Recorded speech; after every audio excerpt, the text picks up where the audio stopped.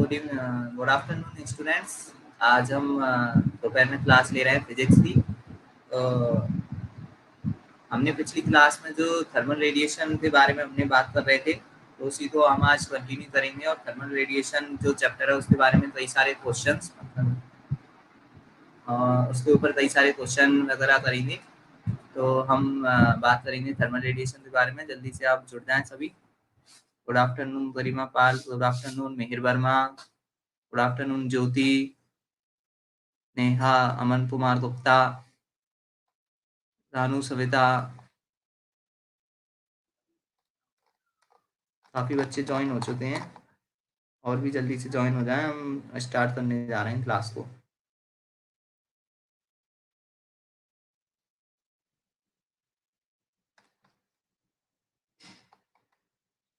Good afternoon Umesh, good afternoon Anjali, good afternoon Shivam, Kunal, Akash, शिशिर।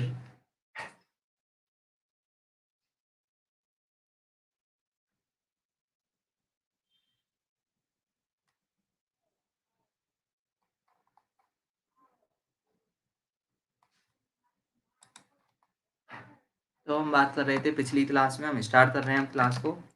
हम बात कर रहे थे पिछली क्लास में थर्मल रेडिएशन के बारे में। तो उसमें हमने स्टीफन्स लॉ तक पढ़ा था। थर्मल रेडिएशंस में हमने प्रेपोस्ट थ्योरी, किरचॉफ लॉ और स्टीफन्स लॉ हम पढ़ रहे थे। तो स्टीफन्स लॉ में हमने क्या बोला था उसको मैं एक बार फिर से हम रिवाइज करते हैं और फिर उसके बाद हम क्वेश्चंस करेंगे कुछ इसके ऊपर, और आगे फिर हम आगे और डिस्कशन करेंगे थर्मल रेडिएशन में। तो स्टीफन्स लॉ की हम बात करें तो स्टीफन्स लॉ जैसा कि हमने बोला था कि किसी भी बॉडी की जो इमिसिव पावर होती है वो किससे डायरेक्टली प्रोपोर्शनल होती है? टेम्परेचर की पावर 4 से। ये हमने बात की थी कि emissive power is directly proportional to temperature की power 4। T is directly proportional to temperature की पावर 4। फिर डायरेक्टली प्रोपोर्शनल के साइन को हटाते हैं तो कांस्टेंट आता है सिग्मा, है ना? तो सिग्मा आता है। सिग्मा क्या होता है? स्टीफन्स कांस्टेंट होता है। स्टीफन्स कांस्टेंट की हमने वैल्यू की बात भी की थी, 5.67 into 10⁻⁸ होती है। यूनिट हम निकाल ही सकते हैं। हमने बोला था कि जो मतलब इमिसिव पावर अपॉन जो है टेम्परेचर आ जाएगा उसमें, टेम्परेचर की पावर 4, तो वाट पर meter square in in upon kelvin की पावर 4, ये यूनिट निकल के आती है। तो अगर हम किसी भी जनरल बॉडी के लिए फॉर्मूला देखेंगे तो इमिसिव पावर का फॉर्मूला क्या आता है हमारे पास में? सिग्मा ई टी की पावर 4। सिग्मा ई टी की पावर 4 अपने पास में फॉर्मूला आता है। यहाँ पे ई जो है या ई आर जिसे हम रिलेटिव एमिसिविटी बोलते हैं वो बोल सकते हैं। जबकि आइडियल ब्लैक बॉडी के लिए जो फॉर्मूला है उसमें हम ई आर की वैल्यू 1 पुट कर देते हैं तो सिग्मा टी की पावर 4 आता है। अब हम इसमें अगर पावर की बात कर रहे हैं तो जो है पावर जो अब तक तो हमने किसकी बात की? एमिसिव जो है मतलब अपने पास में एनर्जी थी, मतलब Q/AT जो फॉर्मूला उससे हम निकालते हैं वो चीज़। अब हम बात करें इनमें से पावर जो है रेट होती है, रेट ऑफ हीट फ्लो या फिर रेट ऑफ हीट जो है Q/T, तो उसमें एरिया से इधर मल्टीप्लाई करना पड़ेगा हमें। तो इक्वेशन में एरिया से मल्टीप्लाई करेंगे तो इधर पावर बन जाएगी हमारे पास सिग्मा ए टी की पावर 4 या sigma A E R T की पावर 4। ई आर से मल्टीप्लाई करेंगे जनरल बॉडी के लिए निकाल लें तो, है ना? वो बात आ जाती है यहाँ पे। और अगर हमें केवल हीट चाहिए, क्यू की वैल्यू चाहिए केवल, या रेडिएशन चाहिए, तो उसके लिए हमें टाइम से और मल्टीप्लाई करना पड़ेगा। तो sigma A E R T की पावर 4 इंटू में स्मॉल टी, टाइम से मल्टीप्लाई और कर देते हैं। अगर हीट का फॉर्मूला निकाल रहे हैं तो क्या आएगा? सिग्मा इंटू में एरिया इंटू में रिलेटिव एमिसिविटी इंटू टेम्परेचर की पावर 4 इंटू में टाइम। ये अपने पास में वैल्यू आती है। Q is equal to sigma E R A T की पावर 4 इंटू में टी। ईआर जो है हमने बात कर ही ली थी, रिलेटिव एमिसिविटी होती है। रिलेटिव एमिसिविटी मतलब emissive power of general body upon ideal black body की एमिसिव पावर, है ना? वो होती है। तो हम जनरल बॉडी की एमिसिव पावर क्या लिख सकते हैं कि रिलेटिव एमिसिविटी इनटू में आइडियल ब्लैक बॉडी की एमिसिव पावर। तो रिलेटिव जो है एनर्जी जो है आइडियल ब्लैक बॉडी की एमिसिव एनर्जी कितनी होती है अपने पास में? अ, वही हो जाएगी सिग्मा ए टी की पावर 4, उसको ईआर से मल्टीप्लाई करेंगे, मतलब सिग्मा ईआर ए टी की पावर 4 हो जाएगी जनरल बॉडी के लिए एमिसिव एनर्जी जो है वो हो जाएगी। तो हमें तो डायरेक्ट ईआर वाला फॉर्मूला हम याद रखेंगे। आइडियल ब्लैक बॉडी के लिए क्वेश्चन होगा या फिर क्वेश्चन में कुछ भी नहीं बोला है कि कौन सी बॉडी है, तो उसमें हम क्या मान लेंगे उसको? आइडियल ब्लैक बॉडी मान लेते हैं और उसमें ईआर की वैल्यू 1 पुट कर देते हैं। और अगर कोई जनरल बॉडी होती है तो उसमें हमें क्वेश्चन में लिखते देता है ईआर की वैल्यू गिवन होती है हमेशा। तो इसलिए हमें इसमें कोई सोचना नहीं है कि ईआर की वैल्यू क्या होगी। हमें ईआर के साथ फॉर्मूला याद रखना है। E is equal to E are sigma T की पावर 4 और अगर पावर चाहिए तो sigma A E R T की पावर 4 और अगर एनर्जी चाहिए मतलब केवल क्या चाहिए हीट चाहिए रेडिएशन चाहिए क्यू तो sigma A E R T की पावर 4 इंटू में टाइम टाइम से और मल्टीप्लाई कर देते हैं इधर और हमें स्टीफन्स कांस्टेंट की वैल्यू याद रखनी होती है 5.67 इंटू में 10 पावर माइनस 8 वाट पर मीटर स्क्वायर केल्विन पावर 4 ये अपने पास में वैल्यू आती है। है ना? ये हमने बात की थी फिर यही चीज़ें थी अगर आइडियल ब्लैक बॉडी होती है तो उसके लिए जनरल मतलब ईआर की वैल्यू 1 होती है और अगर जनरल बॉडी है तो उसके लिए ईआर यहाँ पे पुट करना होगा। ईआर की वैल्यू हमें पता है जनरल बॉडी के लिए 0 से 1 के बीच में होती है। 1 से हमेशा कम होती 1 से कम क्यों होती? क्योंकि जो आइडियल ब्लैक बॉडी है उसके लिए ईआर की वैल्यू 1 होती है क्योंकि वह जो है 0 से लैम्ब्डा तक के सारे रेडिएशन को इमिट करती है, ये हम बोलते हैं। तो यहाँ पे हम नॉर्मल ब्लैक बॉडी के लिए ईआर की वैल्यू पुट कर सकते हैं। तो ये फ़ॉर्मूला आता है। अब हम हमारे पास में एक क्वेश्चन है इसी कॉन्सेप्ट के ऊपर जो है इसी फॉर्मूले के ऊपर। तो इसमें क्या बोला है कि हमारे पास एक बॉडी है जिसकी रिलेटिव एमिसिविटी हमें गिवन है कितनी 0.25 सरफेस एरिया भी गिवन है एरिया 100 सेंटीमीटर स्क्वायर में गिवन है ये इसको मीटर में चेंज करना पड़ेगा मीटर स्क्वायर में। टेम्परेचर बोला है 120 डिग्री 127 डिग्री सेल्सियस इसको केल्विन में चेंज करेंगे और इसमें फिर पूछा है कि 10 सेकंड में जो मतलब बॉडी है वो कितनी हीट इमिट करेगी 10 सेकंड में कितनी हीट इमिट करेगी ये पूछा है। तो इसमें क्या पूछ रहा है हमसे डायरेक्ट हीट की वैल्यू पूछ रहा है। क्यों पूछा है तो हमने 3 चीज़ पढ़ी थी। सबसे पहले पढ़ी थी हमने ई, जैसे पढ़ा हमने सिग्मा ए टी की पावर 4 फिर हमने पढ़ा था पावर सिग्मा मतलब ए टी की पावर 4 और जब हम हीट की बात करेंगे केवल हीट पूछेगा या रेडिएशन पूछेगा क्यू तो उसमें टाइम से मल्टीप्लाई और करेंगे और टाइम हमें दिया है 10 सेकंड तो बस हमें फॉर्मूला कौन-सा लगाना होगा इधर वही अपना Q is equals to E are sigma A T की पावर 4 इंटू में टी ये कोई भी जनरल बॉडी है और उसकी रिलेटिव एमिसिविटी हमें गिवन है तो यहाँ पे हम ई आर रखेंगे तो E R sigma A T की पावर 4 इंटू में टी ये फॉर्मूला यहाँ पे लगाना है। देख सकते हैं कि ईआर की वैल्यू गिवन है तो ईआर की वैल्यू 0.25 रखेंगे। सरफेस एरिया स्टीफन्स कांस्टेंट आ जाएगा सबसे पहले कितना 5.67 into 10 power minus 28 SI unit में। सरफेस एरिया 100 सेंटीमीटर स्क्वायर है इसको मीटर स्क्वायर में चेंज करेंगे तो 10 पावर माइनस 4 से मल्टीप्लाई करना पड़ेगा तो 100 इंटू 10 पावर माइनस 4 हो जाएगा। टेम्परेचर जो है वो कितना 127 डिग्री सेल्सियस में केल्विन में चेंज करेंगे 273 का एडिशन होगा तो ये हो जाएगा 400 केल्विन तो 400 केल्विन की पावर 4 इनटू में टाइम इसमें 10 सेकंड में दिया है तो 10 वैल्यू पुट कर देंगे। जब इसको सॉल्व करेंगे हम इसको हम सॉल्व कैसे कर सकते हैं अगर हमें नियरली सॉल्व करना है तो जैसे इसमें 0.25 है ये, तो इसको हम 25 इंटू 10 पावर माइनस 2 लिखेंगे।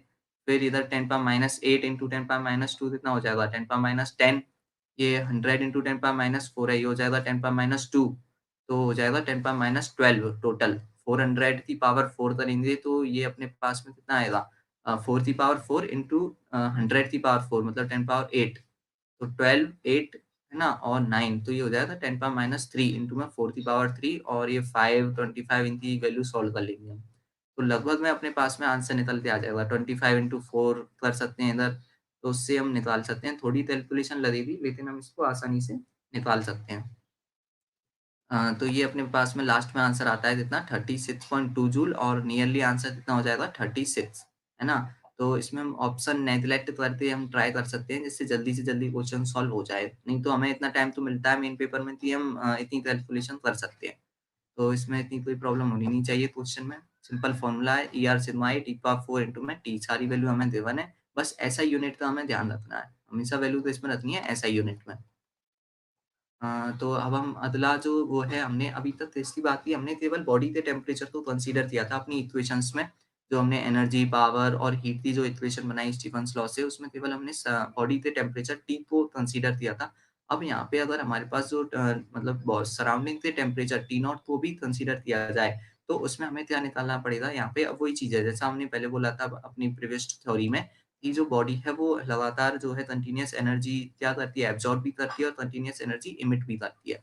तो यहाँ पे भी यही होगा कि बॉडी एनर्जी को इमिट भी कर रही है और एब्ज़ॉर्ब भी कर रही है। तो इमिशन के लिए तो हमें कौन-सी इक्वेशन बन जाएगी कि जो बॉडी एनर्जी इमिट कर रही है उसके लिए अगर हम देखेंगे तो जो इक्वेशन है वो बनेगी sigma A T power 4 into में टी जो है मतलब टी की पावर 4 रखेंगे उधर बॉडी के टेम्परेचर की पावर 4 आएगी।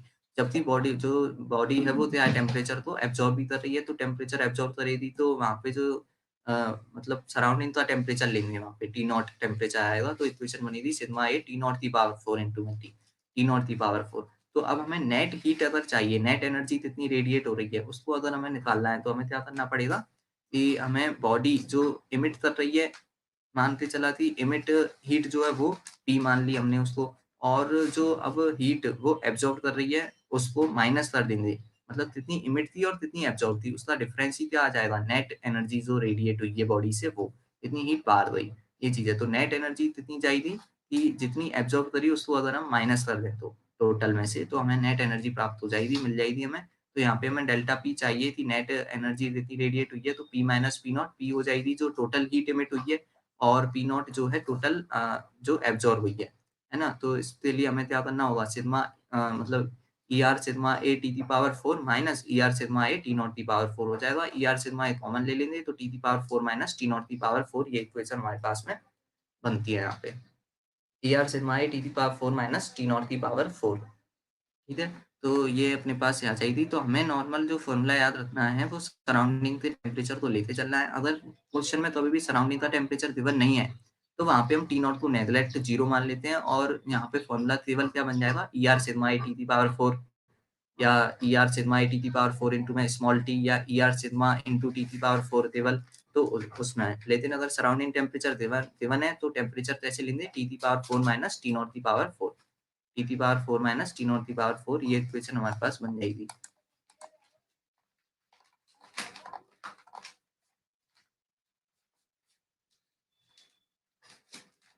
यहाँ तक कोई भी किसी को प्रॉब्लम नहीं होनी चाहिए। तो अब हम तो ये हमने स्टीफन्स लॉ में जो है हमारे पास में मेन इक्वेशन मिल रही कौन सी, डेल्टा पी की जो है कितनी, E R sigma A T की पावर 4 माइनस टी नॉट की power 4, e are sigma A T की पावर 4 माइनस टी नॉट की पावर 4। अगर हमसे हीट पूछी जाएगी, क्यू पूछा जाएगा कितनी रेडिएशन डायरेक्ट, तो E R sigma A T की पावर 4 माइनस टी नॉट की पावर 4 इंटू में टाइम से मल्टीप्लाई करेंगे टी, तो वहाँ से हमें मिल जाएगी वैल्यू।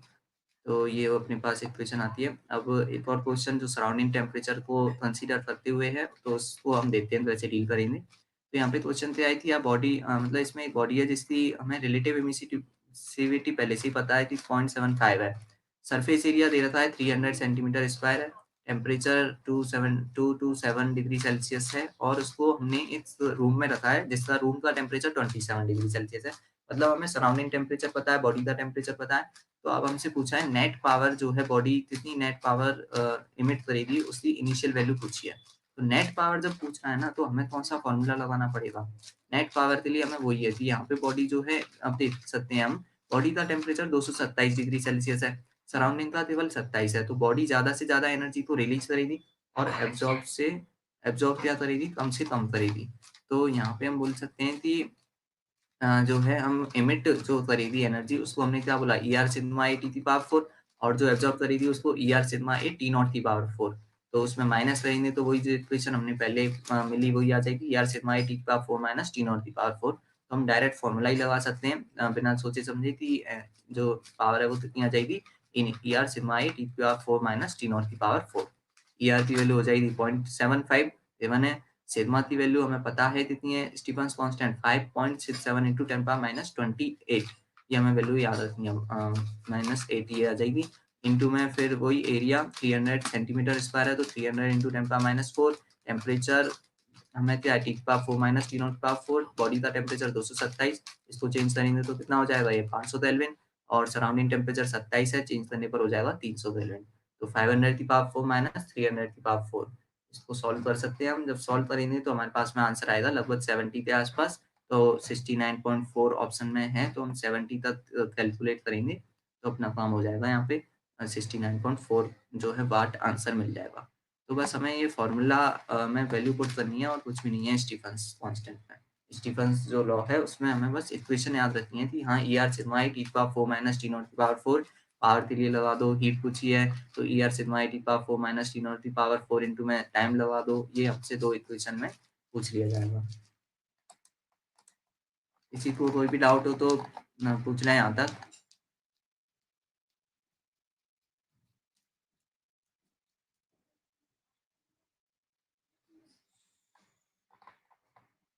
आंसर टू बिल्कुल सही, दिव्यांश वर्मा ने आराधना त्रिपाठी आंसर टू दे रही है, बिल्कुल सही आंसर है ये।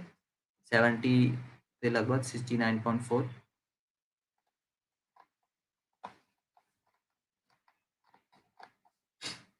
कोई डाउट हो तो पूछ लें।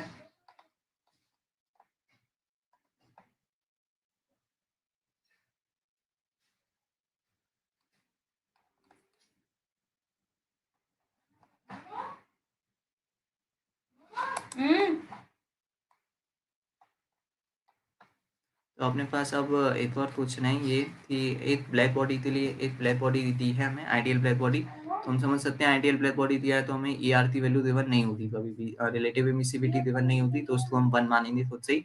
टेम्परेचर कितना है उस बॉडी का, 727 डिग्री सेल्सियस है, केल्विन में चेंज करेंगे 1000 केल्विन आ जाएगा ये। रेडिएटिंग पावर हमें दे रखी है यहाँ पे 60 वाट, एंड टेम्परेचर सराउंडिंग का दे रखा है 227 डिग्री सेल्सियस मतलब 500 केल्विन। अब ब्लैक बॉडी के टेम्परेचर को चेंज कर दिया कितना, 1227 डिग्री सेल्सियस कर दिया। पहले कितना था, 727, अब कर दिया 1227।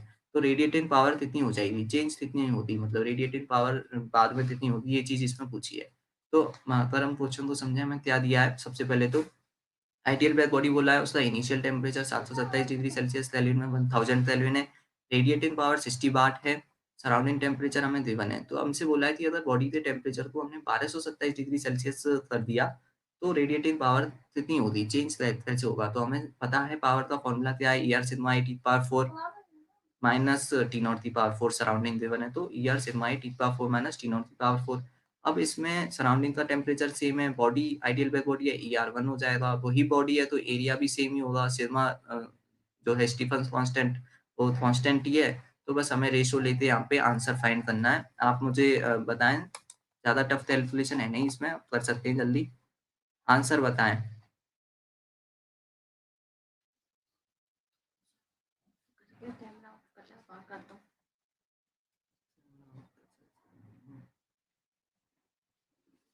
सॉल्व करें इसको,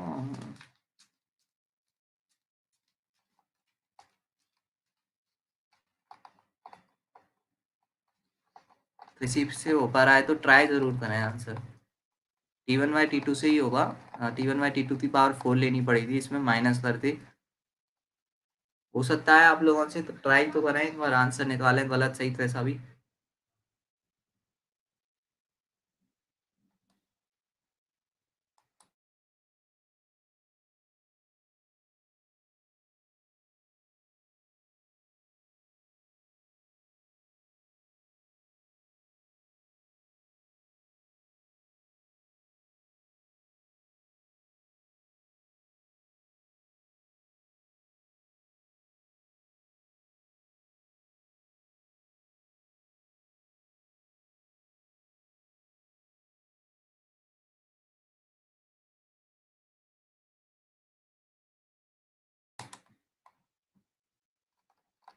कोई तो आंसर दीजिए, आसान ही है, बस हमें रेशो लेना है।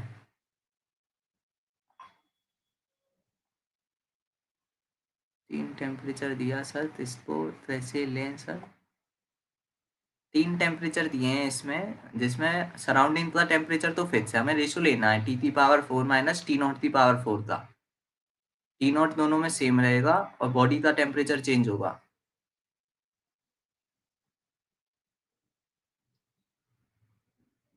ट्राई करें अब एक बार, अमन कुमार गुप्ता जो पूछ रहे हैं।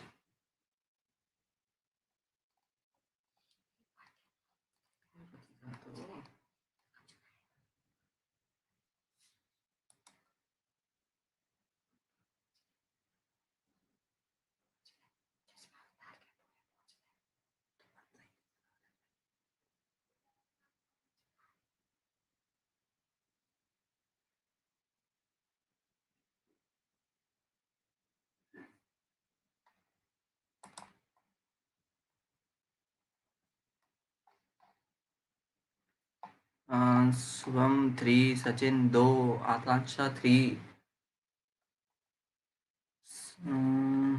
Shivam Patel 3 answer, Ranu Saveta option B, Aradhana Tripathi option 4। तो काफी लगभग सारे आंसर इसमें आ चुके हैं। आंसर 1 नहीं आया है किसी को शायद। Shalu Patel option B, Anshita option B, Divyansh Verma option 2, Neha Gupta option 3,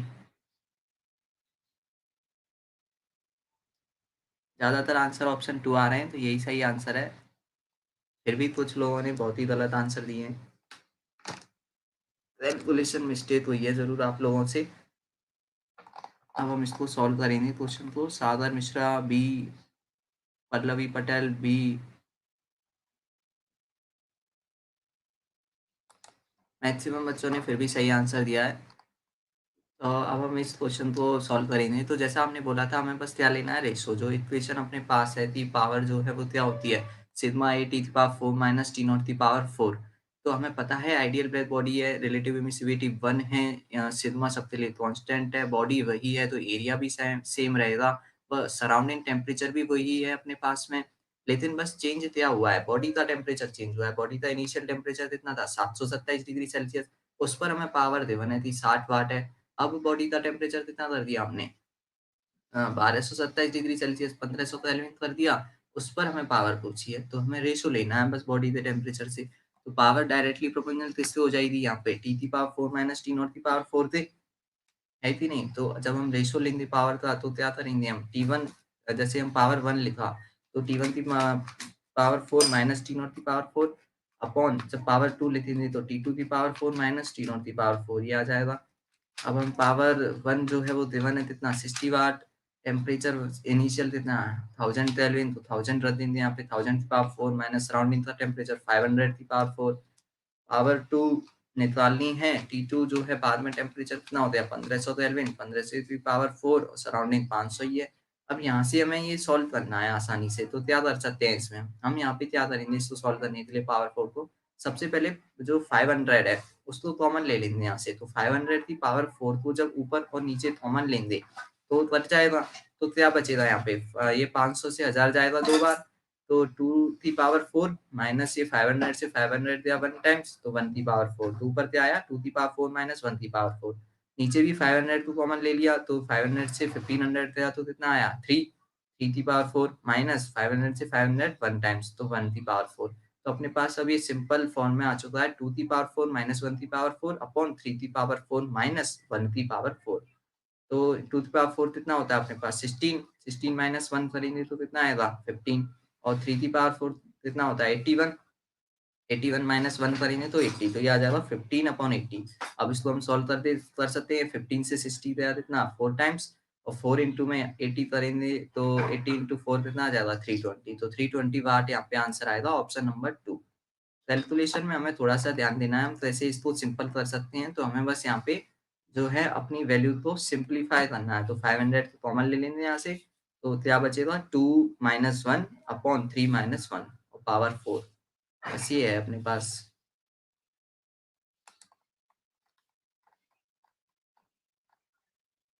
हाँ, तो अब मुझे लग रहा है कि समझ में आ गया होगा आप लोगों का।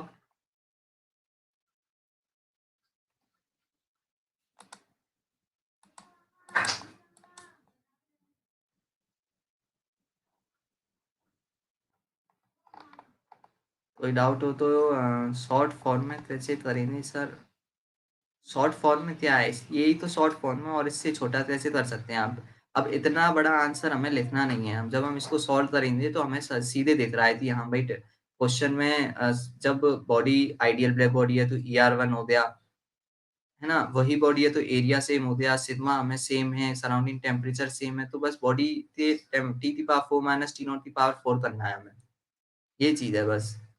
तो हमें बस 2-3 स्टेप इसमें लिखने होंगे मैक्सिमम, कि हम डायरेक्टली क्या लिखेंगे, 1000 की पावर 4 माइनस 500 की पावर 4 यहाँ से स्टार्ट करेंगे अपना, और अपॉन 1500 की पावर 4 माइनस 500 की पावर 4, यहाँ से साफ दिख रहा है कि 500 कॉमन आ रहा है, 2 की पावर 4 माइनस 1 की पावर 4 अपॉन 3 की पावर 4 माइनस 1 की पावर 4, यहाँ से आ जाएगा डायरेक्ट 15 अपॉन 80। इसमें क्या टाइम लगेगा, हमें मैक्सिमम 3 या 4 स्टेप इसमें करने होंगे और आंसर आ जाएगा। कोई ज़्यादा लेंथी मेथड नहीं है ये, और इससे छोटा इसमें और हम कर भी नहीं सकते कुछ। इसी के अगर हम ऐसे क्वेश्चन बार-बार में करेंगे तो ये काफ़ी जल्दी सॉल्व होने लग जाएँगे ऐसी कैलकुलेशन। मैंने पहले भी कहा है कि आप प्रैक्टिस ज़रूर करें थर्मल फिजिक्स के, जितने ज़्यादा क्वेश्चन हो सकें उतने लगाएँ। जहाँ से आपको क्वेश्चन मिल जाए करें। फॉर्मूले बेस्ड क्वेश्चन ही आते हैं इसमें मैक्सिमम, पर उनमें स्पीड और एक्यूरेसी की बहुत रिक्वायरमेंट होती है।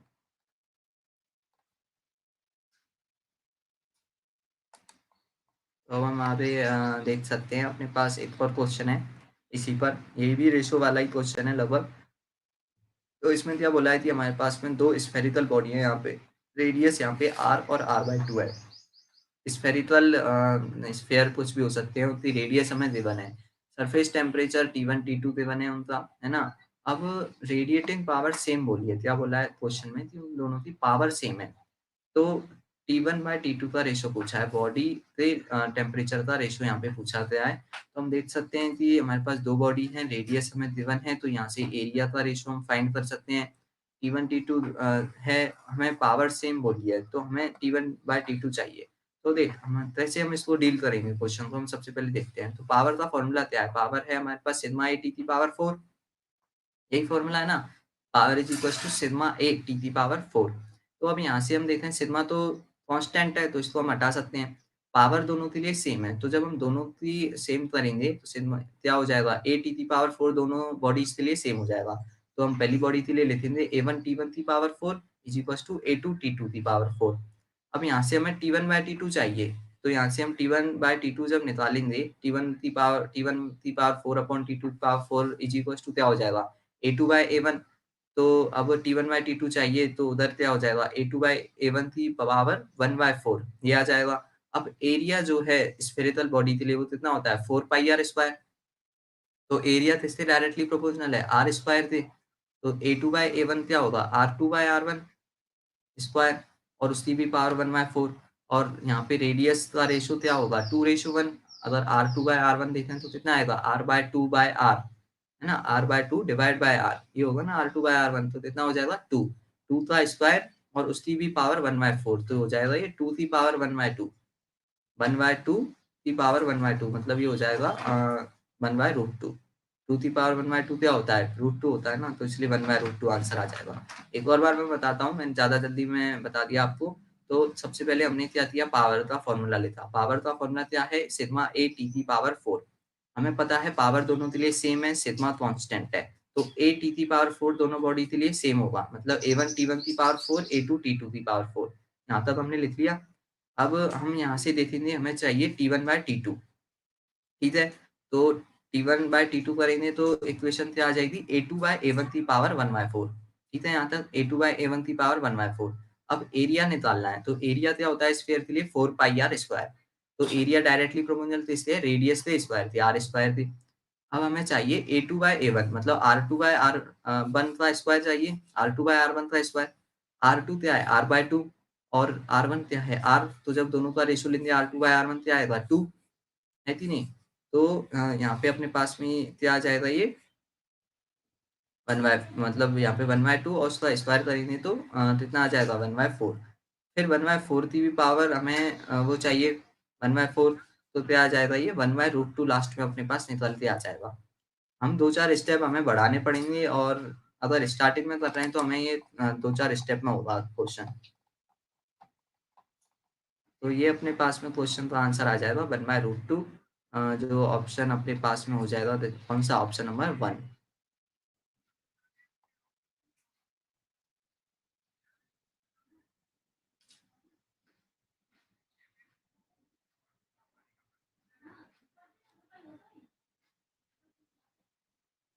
अमन कुमार गुप्ता बोल रहे हैं कि मेरा थर्मल प्रिपेयर प्रिपेयर नहीं है, बस फॉर्मूला याद कर लें तो हो जाएगा सर, एग्जाम होने वाला है सर। थर्मल प्रिपेयर नहीं है तो हम प्रिपेयर करा रहे हैं अभी। आप अगर हमारी क्लास देखेंगे और लगातार क्वेश्चन करेंगे तो आपको एग्जाम से पहले पहले बहुत अच्छे से प्रिपेयर हो जाएगा ये। इसलिए आप लोगों की यहाँ पे क्लास चल रही है कि आप अच्छे से तैयार कर सकें जो चैप्टर आपके वीक हैं उनको। तो थर्मल फिजिक्स बहुत ही इंपॉर्टेंट चैप्टर है, इसलिए आपकी क्लास पहले लगाई जा रही है। आप जो यहाँ पे क्वेश्चन हो रहे हैं उनको सॉल्व करें लाइव क्लास में, और उसके बाद घर पे अपनी प्रैक्टिस जरूर कराएं। ज़्यादा से ज़्यादा क्वेश्चन लगाएं, स्पीड बनाएं अपनी। जो टाइप जिस टाइप के क्वेश्चन यहाँ पे हो रहे हैं उसी टाइप के क्वेश्चन आपको मेन पेपर में भी मिलेंगे। तो क्वेश्चन प्रैक्टिस जरूर करें ज़्यादा से ज़्यादा। और केवल थर्मल फिजिक्स ही नहीं, जो भी चैप्टर आपके हो चुके हैं अब तक उन सबके क्वेश्चन डेली सॉल्व करें। जो भी चैप्टर आपने पहले पढ़ लिया है लेकिन आपने उसको रिवाइज नहीं किया है तो उसको रिवाइज जरूर करें। रिवीजन करने का सबसे आसान तरीका फिजिक्स में यही होता है, जो कम समय में हो सकता है कि आप उससे 10-20 क्वेश्चन लें जिसमें उस चैप्टर से रिलेटेड सभी टाइप के क्वेश्चन हों, सभी फ़ॉर्मूलों पे बेस्ड और उनको सॉल्व कर लें। आपको सारे फ़ॉर्मूले याद आ जाएँगे, सारे कॉन्सेप्ट आपको फिर से रिवाइज़ हो जाएँगे। तो आसानी से आप रिवाइज़ कर सकते हैं और दूसरा तरीका वही है कि आप फ़ॉर्मूला को लिख लें और उनको रिवाइज़ करते रहें। आप चैप्टर को कभी नहीं भूलेंगे क्योंकि फिज़िक्स में काफ़ी सारे चैप्टर हैं 11th-12th के। आप एक साथ में मतलब अगर रिवाइज़ करनी थी, सोच रहे थे मुझे इतने टाइम में रिवाइज़ करना है चैप्टर तो बहुत मुश्किल पड़ जाता है पूरा चैप्टर रिवाइज़ कर पाना। लेकिन काफ़ी सारे कॉन्सेप्ट, काफ़ी क्वेश्चन बनते हैं। इसलिए डेली थोड़ा-थोड़ा पढ़ते रहें उन चैप्टर्स के बारे में, फ़ॉर्मूले रिवाइज़ कर लें, थोड़े से क्वेश्चन कर लें 5-10 डेली, तो उससे आपको हर चैप्टर का आइडिया रहेगा और भूलेंगे नहीं पूरा किसी भी क्वेश्चन को। तो अब हम बात करेंगे तो ये हमने क्वेश्चन ये आपको समझ में आ गया होगा, तो ऐसे 1/√2 आया है यहाँ पे।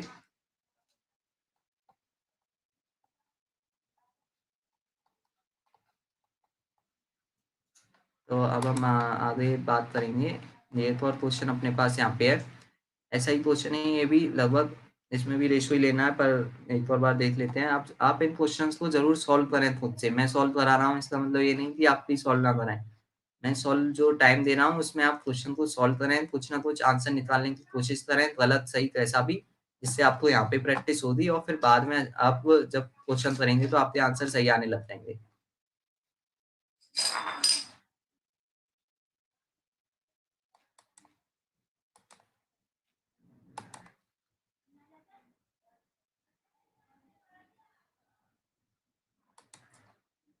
तो अपने पास ये क्वेश्चन है यहाँ पे कि यहाँ पे क्या है, एक आइडियल ब्लैक बॉडी है अपने पास 27 डिग्री सेल्सियस पे है, उसके लिए हमें क्या दिया है, एनर्जी इमिटेड पर सेकंड, मतलब पावर देवन है।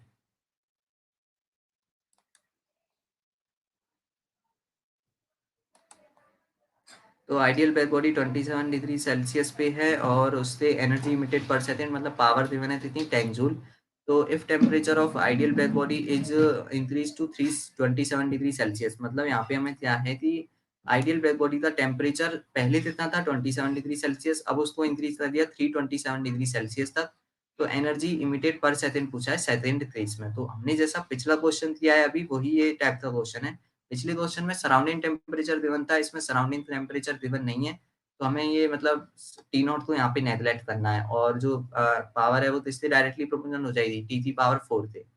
तो इसका आंसर हम डायरेक्ट अब तो देख सकते हैं कि हाँ भाई हमें टी की पावर 4 से डायरेक्टली करना है। हमें इनिशियल टेम्परेचर 27 डिग्री सेल्सियस पता है, बाद में टेम्परेचर 327 हो गया, दोनों को केल्विन में लेना पड़ेगा। 27 का हो जाएगा 300 केल्विन और इधर हो जाएगा ये कितना 600 केल्विन। इनिशियल एनर्जी पता है 10 जूल, बाद में पूछा है हमसे, रेशो ले सकते हैं हम आसानी से।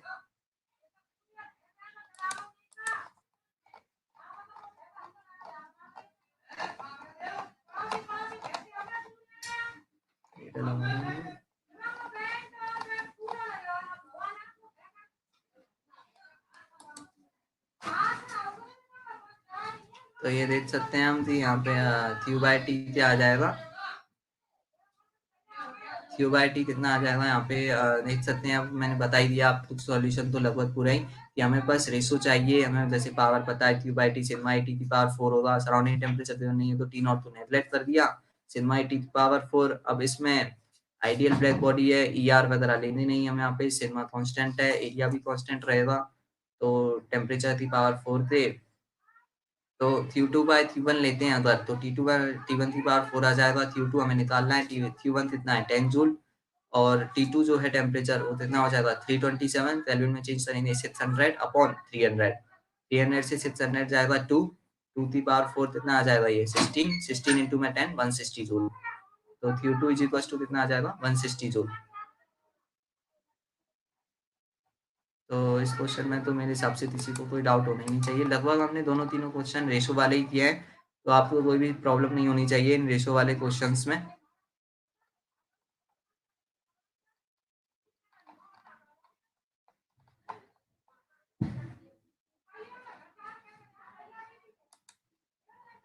किसी को कोई भी डाउट हो तो पूछ सकते हैं।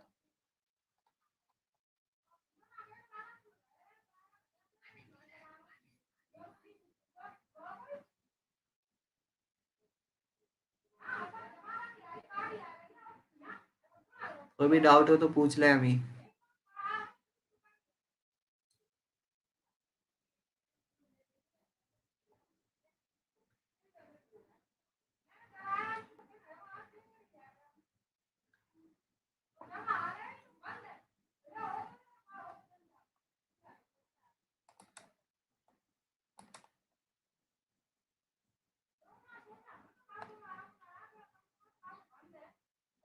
तो आते हम बढ़ सकते हैं, अब आगे बढ़ते हैं हम, और हम बात करते हैं रेट ऑफ हीट लॉस और रेट ऑफ कूलिंग की। अब यहाँ से हमारे पास थोड़ी नए टाइप के क्वेश्चन बनेंगे, उसी को हम स्टीफन्स लॉ से ही यहाँ पे भी डेरिवेट करेंगे चीज़ों को। तो यहाँ पे अपने पास दो आएंगी, एक तो आएगा रेट ऑफ हीट लॉस और एक आएगा रेट ऑफ कूलिंग का कॉन्सेप्ट।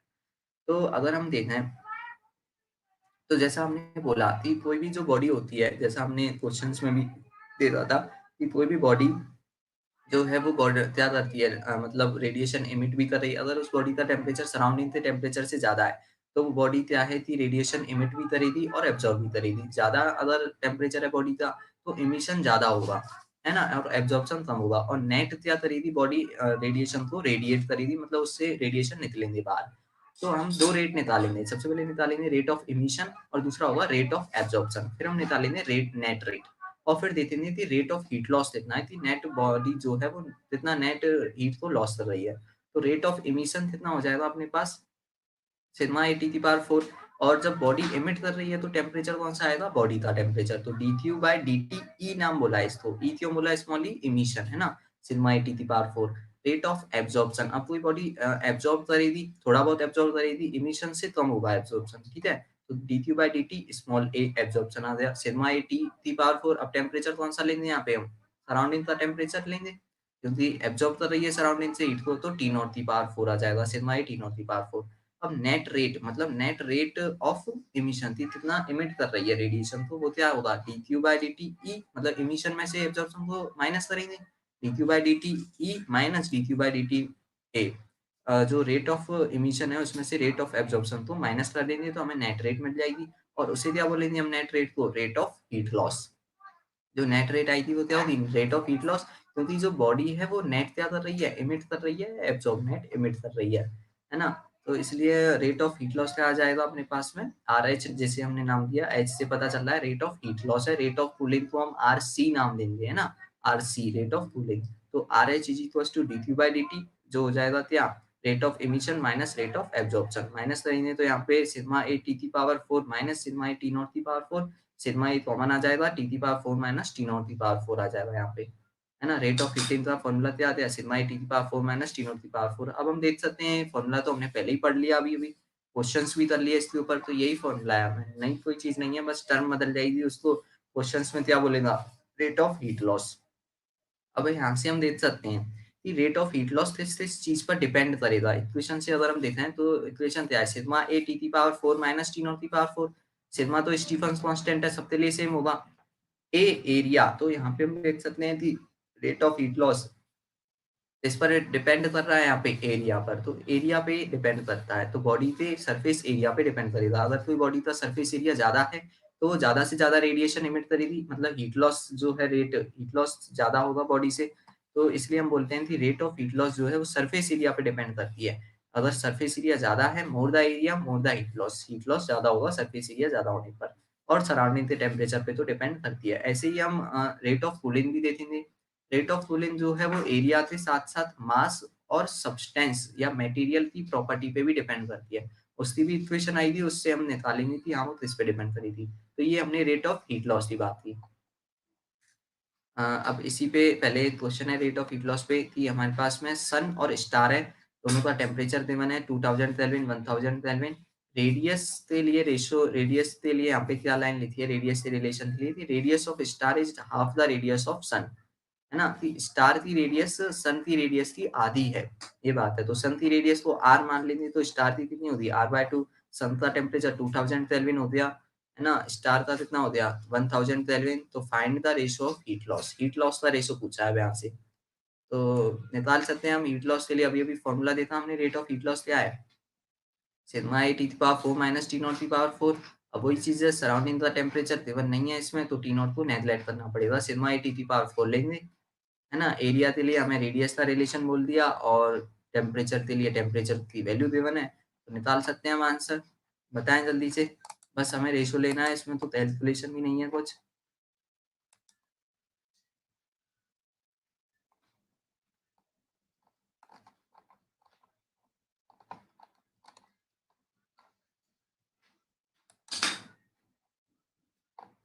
आंसर बताएं।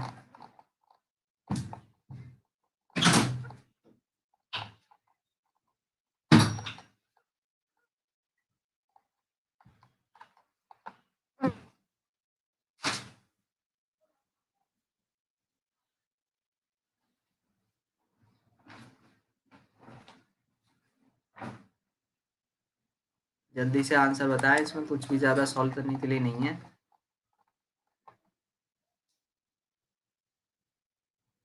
पानी दे दो।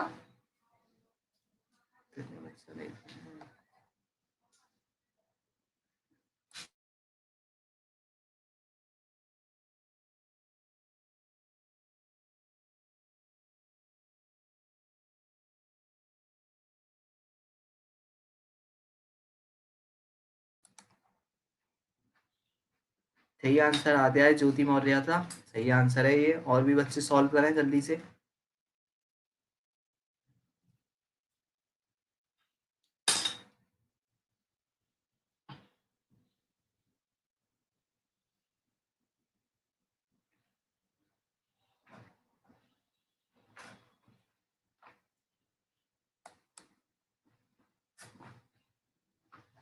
नवीन सेन, कुणाल, रोशन, रानू, लगभग सबके सही आंसर आ रहे हैं।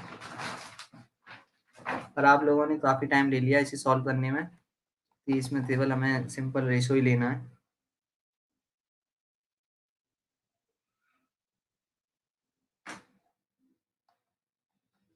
शिवांगी शर्मा बी आंसर दे रही हैं। अभिजीत ने भी बी आंसर दिया है। आप लोगों ने कुछ कैलकुलेशन मिस्टेक किया है इसमें। इसमें आपने शायद एक्सपायर वगैरह करने में प्रॉब्लम की है कुछ ना कुछ कहीं पे। जो भी बी आंसर दे रहे हैं वो सही नहीं है, सी आंसर सही है इसका। अपनी कैलकुलेशन को फिर से चेक करें।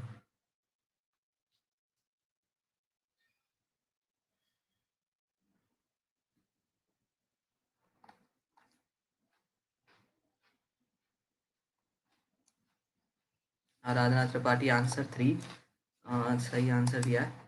तो हम देख लेते हैं एक बार। जैसा मैंने बोला, इस पे हमें बस रेशो ही लेना है। तीसरा एरिया और टेम्परेचर, ए टी की पावर 4 पे डायरेक्टली प्रोपोर्शनल करना है हमें। एरिया कहाँ से आएगा? रेडियस से। अब अगर इसमें हमें पूछा है रेट ऑफ हीट लॉस, तो इसके लिए सन अपॉन स्टार पूछा है। सन अपॉन स्टार पूछा है तो सबसे पहले सन के लिए एरिया आएगा, है ना। तो सन के लिए रेडियस आर का स्क्वायर अपॉन टेम्परेचर, इंटू में टेम्परेचर कितना आ जाएगा? 2000 केल्विन की पावर 4 अपॉन स्टार के लिए क्या रखेंगे? रेडियस r/2 का स्क्वायर इंटू में टेम्परेचर 1000 केल्विन की पावर 4। तो यहाँ पे अगर हम ऐसा देखें तो क्या आंसर आ जाएगा यहाँ से कि अगर हम देखें तो ये are are square upon r/2 का स्क्वायर, r/2 का स्क्वायर करेंगे तो r²/4, 4 ऊपर आ जाएगा, ये r स्क्वायर से r स्क्वायर गया, 2000 में 1000 की पावर 4 हो जाएगा, तो ये हो जाएगा 2 की पावर 4 16, 16 इंटू में 4 64। तो मुझे लग रहा है जिन्होंने भी बी आंसर दिया उन्होंने शायद 4 से मल्टीप्लाई नहीं किया है, तो इस वजह से उनका आंसर 16/1 आ रहा है। तो यहाँ पे हमें 4 से भी मल्टीप्लाई करना होगा, तो आंसर आएगा 64/1। तो यहाँ तक हमने रेट ऑफ हीट लॉस के बारे में पढ़ा। अब हम बात करते हैं रेट ऑफ कूलिंग के बारे में। रेट ऑफ हीट लॉस हमने देखा किस पे डिपेंड करता है वो, तो वो डिपेंड करता है सरफेस एरिया पे मेनली। सरफेस एरिया ज़्यादा तो रेट ऑफ हीट लॉस भी ज़्यादा। अब हम देख सकते हैं रेट ऑफ कूलिंग कैसे निकालेंगे। तो रेट ऑफ हीट लॉस तो आता है जब जो है बॉडी का टेम्परेचर सराउंडिंग से ज़्यादा है, तो बॉडी इमिट ज़्यादा करती है रेडिएशन और एब्जॉर्ब कम करती है। तो नेट रेडिएशन क्या होते हैं? इमिट, जिससे बॉडी का टेम्परेचर कम होगा, हीट लॉस होगी। ठीक है। यहाँ पे अगर हम इसी से अब देखते हैं क्या अपने पास रेट ऑफ कूलिंग। तो रेट ऑफ कूलिंग के लिए हम निकालेंगे क्या? dt/dt, मतलब टेम्परेचर का चेंज हो रहा है समय के साथ में। ठीक है। तो यहाँ कहाँ से आएगा? तो हमने जो अभी फॉर्मूला पढ़ा था dq/dt का, जो मतलब रेट ऑफ हीटिंग पढ़ा था dq/dt, वो क्या था? सिग्मा ए टी की पावर 4 माइनस टी नॉट की पावर 4। अब डेरिवेट करने के लिए हमें पता है कि जो हीट होती है उसका फॉर्मूला क्या है? M S delta T. और अगर स्मॉल हीट है डी क्यू, तो टेम्परेचर चेंज भी क्या होगा? Small d T. तो d Q is equal to M S D T थे, है ना। तो यहाँ से हम निकाल सकते हैं D Q by D T is equal to क्या आ जाएगा? एम एस, है कि नहीं? D Q by D T की जगह पे आ जाएगा एम एस। तो यहाँ पे हम वैल्यू पुट कर देंगे। तो यहाँ पे वैल्यू पुट करेंगे कितना? एम एस, मतलब यहाँ पे हम देख सकते हैं कि क्यू बाई डी टी हो जाएगा M S D T by D T. दोनों तरफ डी टी से डिवाइड कर लिया भाई। इक्वेशन क्या है? D Q is equal to M S D T. दोनों तरफ डी टी से यानी टाइम से डिवाइड किया, तो इक्वेशन क्या बनी? Q D Q by D T is equal to M S D T by D T. यहाँ से हम अब वैल्यू पुट कर सकते हैं ऊपर वाली इक्वेशन में। D Q by D T की वैल्यू क्या पुट करेंगे? M S D T by D T. ठीक है। और इसको जो है बराबर किससे हो जाएगा, सिग्मा ए टी की पावर 4 माइनस टी नॉट की पावर 4 थे। अब यहाँ पे हमें क्या चाहिए, d T by D t, मतलब temperature change upon time change. ये टाइम के साथ में टेम्परेचर में क्या चेंज आ रहा है, D T by D T, इसे हम बोलेंगे रेट ऑफ कूलिंग। ठीक है, वो वैल्यू कितनी आ जाएगी, sigma A upon M S, M S जो है इधर से ट्रांसफर हो जाएगा दूसरी साइड, तो sigma A upon M S T की पावर 4 माइनस टी नॉट की पावर 4, ये इक्वेशन बनेगी। तो यहाँ पे रेट ऑफ कूलिंग जो है वो क्या आ जाएगी अपने पास निकल के, D T by D T is equal to sigma A upon M S T की पावर 4 माइनस टी नॉट की पावर 4 थे। R C rate of cooling is equal to D T by D T sigma A upon M S T की power 4 minus T not की power 4। ये equation यहाँ पे अपने पास में बनती है, रेट ऑफ कूलिंग थी। तो यहाँ से अब हम देखते हैं इस इक्वेशन में, तो रेट ऑफ हीटिंग क्या था, सिग्मा ए टी की पावर 4 माइनस टी नॉट की पावर 4, उसको ही अगर हम एम एस से डिवाइड कर देंगे तो रेट ऑफ कूलिंग आ जाएगा। तो हम बोल सकते हैं रेट ऑफ कूलिंग क्या है, rate of heating upon M S, या rate of heating upon H C भी बोल सकते हैं, है ना, हीट कैपेसिटी या थर्मल कैपेसिटी जो हमने पढ़ा था वो एम एस की जगह, है ना। तो रेट ऑफ कूलिंग क्या है, sigma A upon M S T की पावर 4 माइनस टी नॉट की पावर 4। हमें केवल एक इक्वेशन याद रखनी है, रेट ऑफ हीटिंग थी सिग्मा ए टी की पावर 4 माइनस टी नॉट की पावर 4, उसको हमें एम एस से डिवाइड कर देना है केवल। तो हम बोल सकते हैं कि यहाँ से रेट ऑफ कूलिंग अब किस पे डिपेंड होगा, एरिया पे और मास और स्पेसिफिक हीट कैपेसिटी भी आ गई, तो मास पे और स्पेसिफिक हीट कैपेसिटी जो है उस पर डिपेंड करेगा, स्पेसिफिक हीट ऑफ सब्सटेंस। तो rate of cooling depends on area, mass and specific heat of substance, इस पे भी डिपेंड करता है। जबकि रेट ऑफ हीटिंग केवल किस पे डिपेंड करता है, एरिया पे। ये अपने पास में दो चीज आती है, तो यहाँ से हमसे रेट ऑफ कूलिंग और रेट ऑफ हीटिंग के फॉर्मूले हमें याद रखने हैं। रेट ऑफ हीटिंग का फॉर्मूला सिग्मा ए टी की पावर 4 माइनस टी नॉट की पावर 4, रेट ऑफ कूलिंग का formula sigma A upon M S T की पावर 4 माइनस टी नॉट की पावर 4, ये हो जाएगा। रेट ऑफ हीटिंग किस पे डिपेंड करता है, केवल सरफेस एरिया पे, जबकि rate of cooling surface area के साथ साथ मास और स्पेसिफिक हीट पे भी डिपेंड करता है। ठीक है, तो यहाँ तक समझ में आ गया होगा आप लोगों को। अब हम आगे देखते हैं इस पे क्वेश्चन, रेट ऑफ हीटिंग और रेट ऑफ कूलिंग के अगर हमें फॉर्मूले याद हैं तो अब यहाँ पे हम क्वेश्चन कर सकते हैं इसके ऊपर। तो रेट ऑफ कूलिंग अब जैसा बोल सकते हैं कि rate of cooling at 600 kelvin पे कितना दिया है, एच दिया है, सराउंडिंग का टेम्परेचर 300 केल्विन है, मतलब वही है कि कोई भी बॉडी है उसका टेम्परेचर 600 केल्विन है, सराउंडिंग टेम्परेचर 300 केल्विन है, तो रेट ऑफ कूलिंग क्या है, एच है। तो rate of cooling at 900 kelvin पे पूछा है कि बॉडी का टेम्परेचर 900 केल्विन होगा तो रेट ऑफ कूलिंग कितनी होगी। तो कैसे फाइंड करेंगे, इसको समझ में आ रहा है। रेट ऑफ कूलिंग का फॉर्मूला क्या था, sigma A upon M S T की पावर 4 माइनस टी नॉट की पावर 4। यहाँ पे अगर हम देखें तो sigma A upon M S क्या हो जाएगा, कांस्टेंट, सिग्मा कांस्टेंट है, बॉडी सेम है, एरिया सेम होगा, मास वही बॉडी है तो मास, स्पेसिफिक हीट, एरिया सब क्या होगा, कांस्टेंट। बस चेंज क्या हो रहा है, टेम्परेचर, सराउंडिंग टेम्परेचर भी सेम है 300 केल्विन, बस चेंज क्या हो रहा है, बॉडी का टेम्परेचर। ऐसा हमने पहले भी क्वेश्चन किया एक बार, टी की पावर 4 माइनस टी नॉट की पावर 4 थे रेशो वाला। अब ये दोबारा क्वेश्चन है, इस क्वेश्चन को आप जरूर सॉल्व करें और सही आंसर बताएं।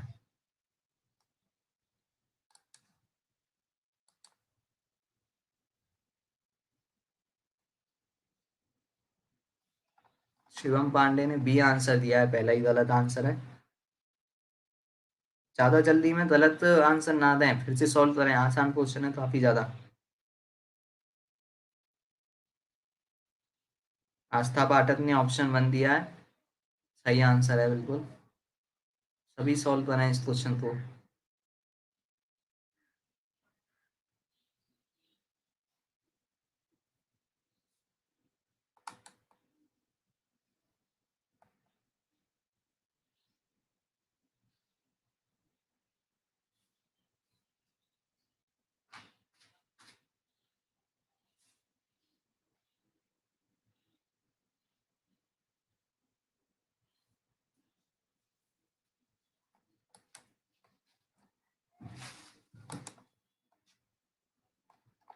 शिवांगी शर्मा, आराधना, रानू, आस्था पाठक, सही आंसर आ रहे हैं इन लोगों के, पर बाकी आंसर भी आ रहे हैं, जैसे बसंत गुप्ता ने 2 आंसर दिया है,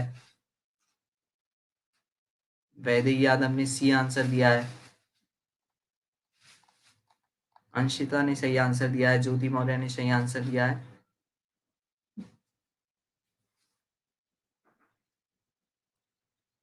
तो अब हम इसका देखते हैं सॉल्यूशन।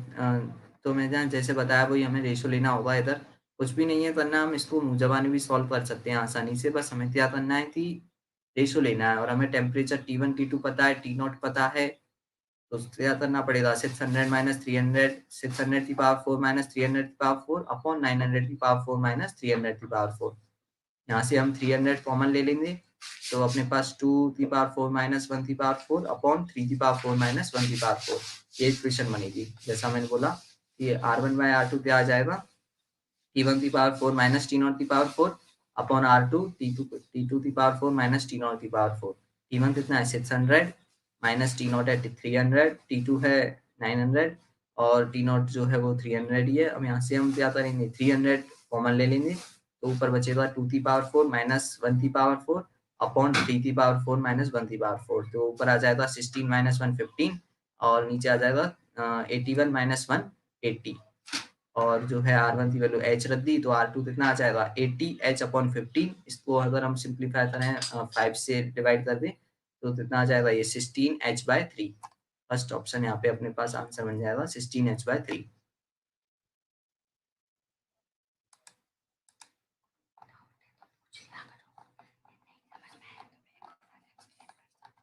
किसी को कोई भी अगर डाउट हो तो पूछ रहे हैं इस क्वेश्चन में। बसंत गुप्ता लिख रहे हैं कि फॉर्मूला नहीं मालूम था। अगर आपने मेरी क्लास शुरू से आप देख रहे हैं तो मैंने फॉर्मूला पहले ही बताया है आपको।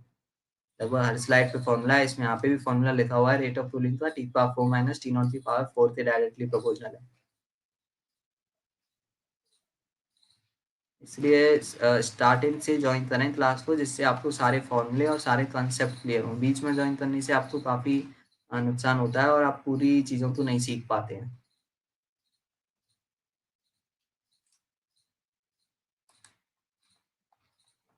अब हम एक और क्वेश्चन यहाँ पे देख रहे हैं। तो अपने पास में क्या क्वेश्चन है कि हमारे पास दो स्फीयर हैं, रेडियस r और 2r है, लेकिन उनकी डेंसिटी सेम बोली है, उनकी स्पेसिफिक हीट भी सेम बोली है और टेम्परेचर भी सेम है। क्या क्या सेम है, डेंसिटी सेम है, स्पेसिफिक हीट एस सेम है और टेम्परेचर सेम है T. Surrounding temperature T S है, सराउंडिंग टेम्परेचर भी सेम है। तो हमें यहाँ पे rate of heat loss, rate of cooling दोनों का रेशो पूछा है। रेट ऑफ हीट लॉस और रेट ऑफ कूलिंग का हमें यहाँ पे रेशो पूछा है। तो हम देखते हैं इस क्वेश्चन को कैसे सॉल्व करेंगे। फॉर्मूला वही है, बस रेशो ही लेना है इसमें, लेकिन हमसे क्या-क्या चीज़ गिवन है, क्या नहीं है, वो चीज़ यहाँ पे हम देख सकते हैं। तो सबसे पहले हम फाइंड करेंगे rate of heat loss. Rate of heat loss का फॉर्मूला अपने पास में क्या है, रेट ऑफ हीट लॉस का फॉर्मूला सिग्मा ए टी की पावर 4 माइनस टी नॉट की पावर 4। अब यहाँ पे सिग्मा स्टीफन कांस्टेंट सेम हो जाएगा। रेशो चाहिए तो हमें केवल जो वेरिएबल चीज़ है उसको लेना है, वेरिएबल क्वांटिटी को। एरिया यहाँ पे सेम नहीं होगा क्योंकि रेडियस अलग-अलग है। तो स्फीयर है तो 4 पाई आर स्क्वायर एरिया होता है, तो आर स्क्वायर से डायरेक्टली हो जाएगी रेडियस, तो एरिया से डायरेक्टली। और यहाँ पे बॉडी का टेम्परेचर, सराउंडिंग टेम्परेचर सेम है, तो टी की पावर 4 माइनस टी नॉट की पावर 4 भी सेम हो जाएगी दोनों के लिए। तो rate of heating directly proportional होगा, तो इसलिए एरिया थे। डायरेक्ट पता चल रहा है rate of heating directly proportional to area. तो यहाँ पे अब एरिया कैसे आएगा, आर स्क्वायर से, तो R1 बाय R2 चाहिए, तो क्या होगा R अपॉन 2R का स्क्वायर, तो 1/4 यहाँ पे आंसर आ जाएगा रेट ऑफ हीटिंग का। क्या आंसर बनना है, रेट ऑफ हीटिंग का 1/4। बस डायरेक्टली प्रोपोर्शनल टू एरिया कर दिया हमने। ऐसे ही अगर हम देखें रेट ऑफ कूलिंग के लिए, तो वहाँ पे क्या होता है sigma A upon M S T की पावर 4 माइनस टी नॉट की पावर 4। सिग्मा कांस्टेंट है, यहाँ पे स्पेसिफिक हीट सेम बोली है तो एस भी सेम हो गया, और दोनों बॉडी का टेम्परेचर, सराउंडिंग टेम्परेचर भी सेम है, तो टी की पावर 4 माइनस टी नॉट की पावर 4 भी सेम। बस अब आर सी किस पे डिपेंड करेगा, rate of cooling directly proportional होगा किसे, एरिया अपॉन मास के रेशो से, है ना। एरिया के लिए रेडियस गिवन है, लेकिन मास कहाँ से लाएंगे, तो मास जैसा हमें पता है डेंसिटी इज इक्वल टू क्या होता है, mass upon volume. Mass is equal to क्या होगा, डेंसिटी इनटू में वॉल्यूम। डेंसिटी सेम बोली है यहाँ पे, तो डेंसिटी तो सेम हो जाएगी, वॉल्यूम से डायरेक्टली प्रोपोर्शनल हो जाएगा मास। वॉल्यूम कहाँ से आएगा, वॉल्यूम आ जाएगा अपने पास, वॉल्यूम क्या होता है स्फीयर के लिए 4/3 पाई आर क्यूब है कि नहीं, 4/3 पाई आर क्यूब होता है, और एरिया क्या 4 पाई आर स्क्वायर। तो जो आर सी है वो डायरेक्टली प्रोपोर्शनल हो जाएगा R square upon R cube से, इसको क्रॉस करेंगे तो 1/r से डायरेक्टली प्रोपोर्शनल आ जाएगा। मतलब रेडियस पे रेशो थे क्या हो जाएगा इनवर्स, रेडियस का रेशो 1/2 है, तो उनका रेशो कितना आ जाएगा 2:1 आ जाएगा। तो यहाँ पे हम देख सकते हैं कि इस क्वेश्चन में रेट ऑफ कूलिंग का जो रेशो है वो कितना होगा 2:1। कैसे आया हमें पता चल रहा है रेट ऑफ कूलिंग का, सबसे पहले हमने सिग्मा इक्वेशन ली थी, sigma A upon M S T की पावर 4 माइनस टी नॉट की पावर 4। सिग्मा कांस्टेंट है, एस सेम है ना। एरिया लेंगे और मास के लिए हमें फाइंड करना है। मास कैसे लिखेंगे, डेंसिटी इंटू में वॉल्यूम, डेंसिटी सेम है, वॉल्यूम क्या है आर क्यूब और एरिया है आर स्क्वायर। क्रॉस करेंगे तो अपने पास क्या बचेगा, आर नीचे बचेगा, तो rate of cooling inversely proportional to radius से, तो 2:1 यहाँ पे रेट ऑफ कूलिंग का रेशियो आ जाएगा और रेट ऑफ हीट लॉस कितना आ जाएगा 1/4। तो इस क्वेश्चन में कोई भी डाउट हो तो पूछ सकते हैं। ये सारे क्वेश्चन जो भी हमने किए लगभग सारे ही इस पर बेस है मेनली। रेशो वाले क्वेश्चन है, तो ऐसे क्वेश्चन हमें जरूर तो पेपर में देखने को मिलते हैं, तो इनकी प्रैक्टिस आपको ज़्यादा से ज़्यादा करनी है।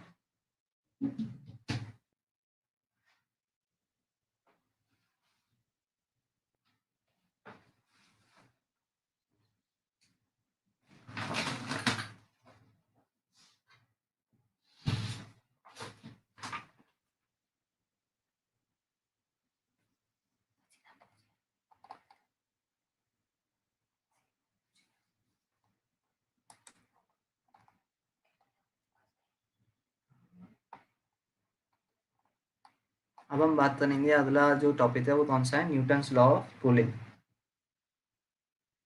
न्यूटन्स लॉ ऑफ कूलिंग के बारे में हम यहाँ पे पढ़ेंगे।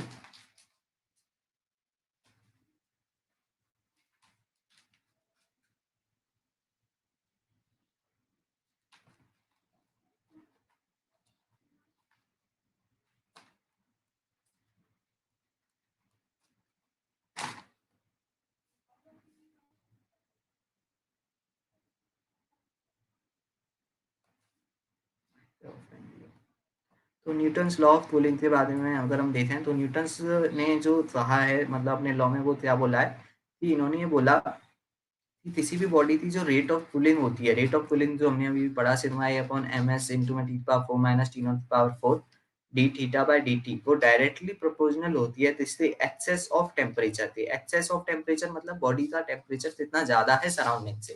भाई कोई भी बॉडी कूल हो रही है, इसका मतलब हीट लॉस हो रहा है, तो वो तब होगा जब जो बॉडी का टेम्परेचर सराउंडिंग के टेम्परेचर से ज्यादा होगा, तो उसको हम क्या बोलेंगे, एक्सेस ऑफ टेम्परेचर। या फिर बोल सकते हैं कि टेम्परेचर चेंज, बॉडी और सराउंडिंग के बीच में जो टेम्परेचर चेंज है उसको हम क्या बोल रहे हैं, एक्सेस ऑफ टेम्परेचर। बॉडी का टेम्परेचर टी मान लिया और सराउंडिंग का टेम्परेचर टी नॉट है, तो एक्सेस ऑफ टेम्परेचर या टेम्परेचर चेंज कितना होगा, टी माइनस टी नॉट।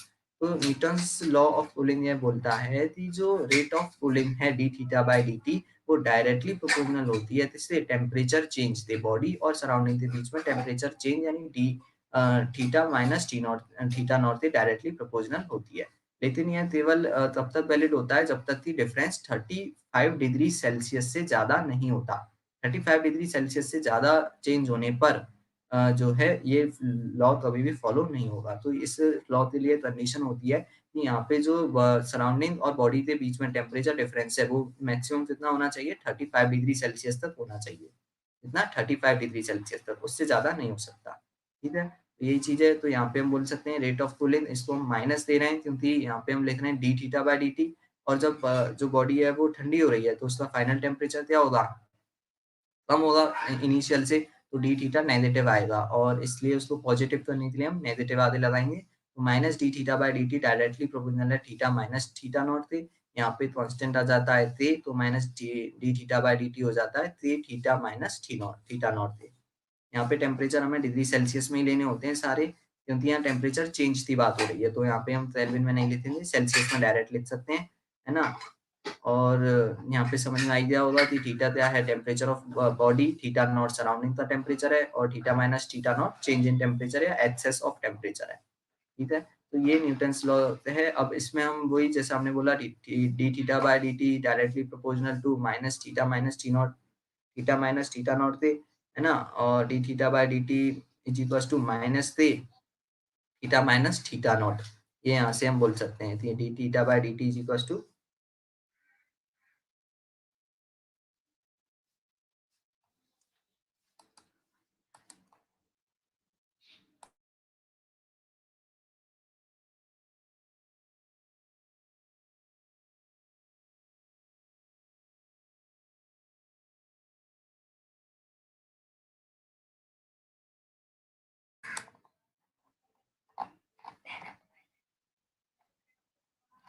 तो हम बात कर सकते हैं हम यहाँ पे, जैसा हमने बोला थी जब डायरेक्टली प्रोपोर्शनल थे साइन को हटाएंगे तो कांस्टेंट आएगा थे, तो D theta by D T is equal to minus थे थीटा माइनस थीटा नॉट, ये यहाँ पे अपने पास में आ जाएगा।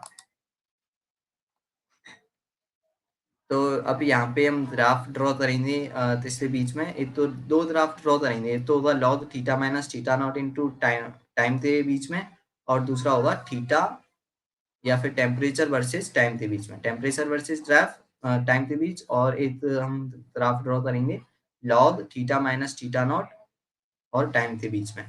तो जैसा हमने इक्वेशन जो बनाई है उसी से हम देखते हैं कि कैसे हम ग्राफ ड्रॉ कर सकते हैं।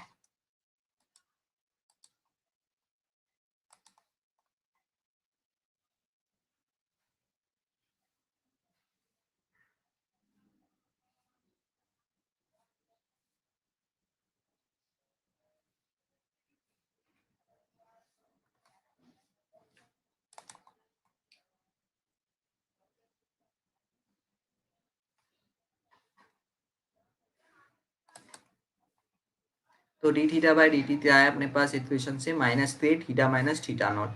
अब यहाँ पे हमने क्या किया कि हम जो टाइम है उसको राइट हैंड साइड में ले जाएंगे और थीटा माइनस थीटा नॉट को नीचे, तो ये आ जाएगा D theta by theta minus theta not is equal to minus थे डी टी, है ना, इंटीग्रेट करेंगे दोनों साइड पे, तो integration of D theta by theta minus theta not is equal to integration of थे डी टी माइनस थे D T. तो जब इंटीग्रेट करेंगे तो हम बोल सकते हैं कि ये 1/h लगभग है, 1/h का इंटीग्रेशन क्या होता है log h, है ना, log e h base e आएगा यहाँ पे, तो log e h आ जाएगा, h की वैल्यू क्या है थीटा माइनस थीटा नॉट, तो log theta minus theta not is equal to minus, अब यहाँ पे ते का जब इंटीग्रेशन कांस्टेंट है, कांस्टेंट का इंटीग्रेशन क्या होता है ते एक्स होता है, मतलब ते टी, और जो है यहाँ पे इंटरसेप्ट के रूप में सी आ जाएगा सी नॉट, जो इंटीग्रेशन कांस्टेंट आता है सी, है ना, तो सी लेते हैं यहाँ पे इंटरसेप्ट का काम करेगा अपने ग्राफ में। तो अपने पास इक्वेशन जो बनी थी 1/x का इंटीग्रेशन किया log x log theta minus theta not, और माइनस ते डी टी का इंटीग्रेशन हो जाएगा माइनस ते टी प्लस सी। तो यहाँ पे हम देख सकते हैं ग्राफ बना रहे हैं, तो इसके बीच में log theta minus theta not और टाइम के बीच में, तो वाई एक्सिस पे आ गया log theta minus theta not, और एक्स एक्सिस पे टाइम आ जाएगा। तो यहाँ पे हम देख सकते हैं ये लगभग अपने पास सिंपल लाइन का जो होता है वो ग्राफ यहाँ पे दिखेगा, सरल रेखा जैसा सिंपल लाइन का ग्राफ ये मिल जाएगा हमें, कैसे कि log theta minus theta naught Y हो गया और टाइम हो गया एक्स, माइनस थ्री यहाँ पे क्या हो जाएगा स्लोप, माइनस थ्री स्लोप हो जाएगा नेगेटिव, और इंटरसेप्ट सी हो जाएगा पॉजिटिव। तो यहाँ पे देख सकते हैं इंटरसेप्ट पॉजिटिव चाहिए तो ऊपर की तरफ आएगी लाइन, और स्लोप नेगेटिव चाहिए तो 90 डिग्री से ज्यादा वैल्यू चाहिए टेन थीटा की, हमने पहले भी ग्राफ वाले क्वेश्चन किए हैं। तो अगर हमें स्लोप नेगेटिव चाहिए तो जो थीटा की वैल्यू है 90 से ज्यादा होनी चाहिए, ये चीज है। तो लॉग यहाँ पे हम देख सकते हैं ग्राफ जो है ड्रॉ कर सकते हैं कि कैसा आएगा, सिंपल लाइन आएगी जिसका स्लोप पॉजिटिव है, इंटरसेप्ट मतलब स्लोप नेगेटिव है, इंटरसेप्ट पॉजिटिव होगा, ठीक है। अब यहाँ पे हम दूसरा जो ग्राफ है वो क्या है टेम्परेचर वर्सेस टाइम।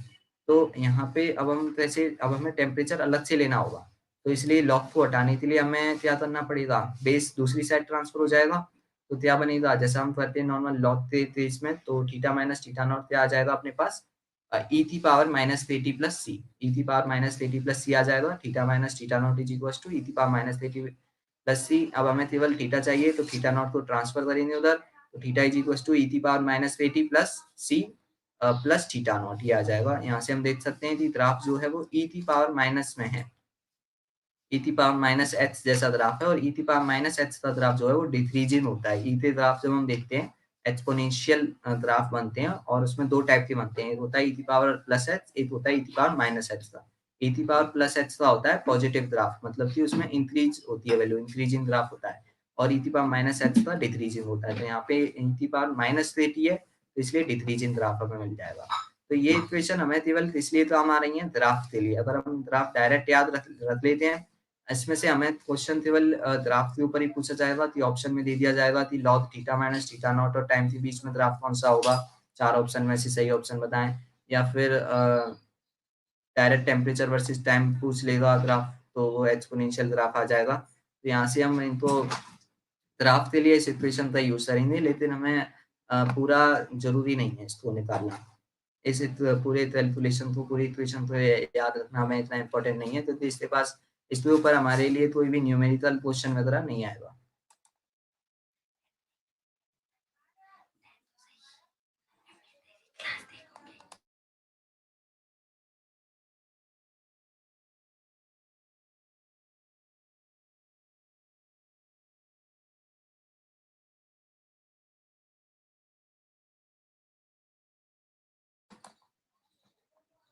तो अब हम बात कर सकते हैं।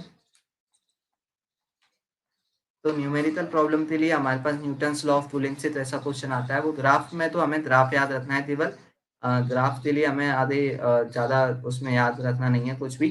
तो अब हम न्यूमेरिकल के लिए जो क्वेश्चन आते हैं वो कौन से फॉर्मूले पे आएंगे वो चीज़ है। तो यहाँ पे अपने पास एक इक्वेशन आती है, जैसा हमने बोला था इक्वेशन बनाई थी मैं कि कौन सी इक्वेशन थी, minus D theta by D T is equals to से थीटा माइनस थीटा नॉट, ये इक्वेशन अपने पास आई थी। तो उसी में जब हम माइनस डी थीटा लिखेंगे, माइनस डी थीटा मतलब बॉडी के टेम्परेचर में चेंज। तो बॉडी का टेम्परेचर अगर हमने मान लिया कि थीटा 1 से थीटा 2 तक ट्रांसफर किया है, थीटा 1 से थीटा 2 जब हमने बॉडी का टेम्परेचर ट्रांसफर किया है, तो बॉडी के टेम्परेचर में चेंज कितना आएगा, थीटा 1 माइनस थीटा 2, ठीक है। और अपॉन डी टी के लिए हम क्या लिखेंगे, टाइम इज इक्वल्स टू ते और क्या था अपने पास में, थीटा माइनस थीटा नॉट। अब जब हम बॉडी का टेम्परेचर लिखना है एथ टेम्परेचर, तो हम कौन सा टेम्परेचर लेते हैं, थीटा 1 लेते हैं या थीटा 2, तो इसके लिए हम एवरेज टेम्परेचर लिखेंगे theta 1 plus theta 2 by 2 minus surrounding का टेम्परेचर थीटा नॉट। तो उसी इक्वेशन से हमने ये इक्वेशन बनाई है। हमने क्या किया, बॉडी के टेम्परेचर को डिक्रीज किया थीटा 1 से थीटा 2, है ना, सराउंडिंग का टेम्परेचर थीटा नॉट रखा। तो हमसे अब पूछा गया एवरेज एक्सेस ऑफ टेम्परेचर, तो वो कितना आया, theta 1 plus theta 2 by 2 minus theta naught, मतलब ये हो गया theta minus theta naught. Body का टेम्परेचर एवरेज लिखा है theta 1 plus theta 2 by 2 minus theta not.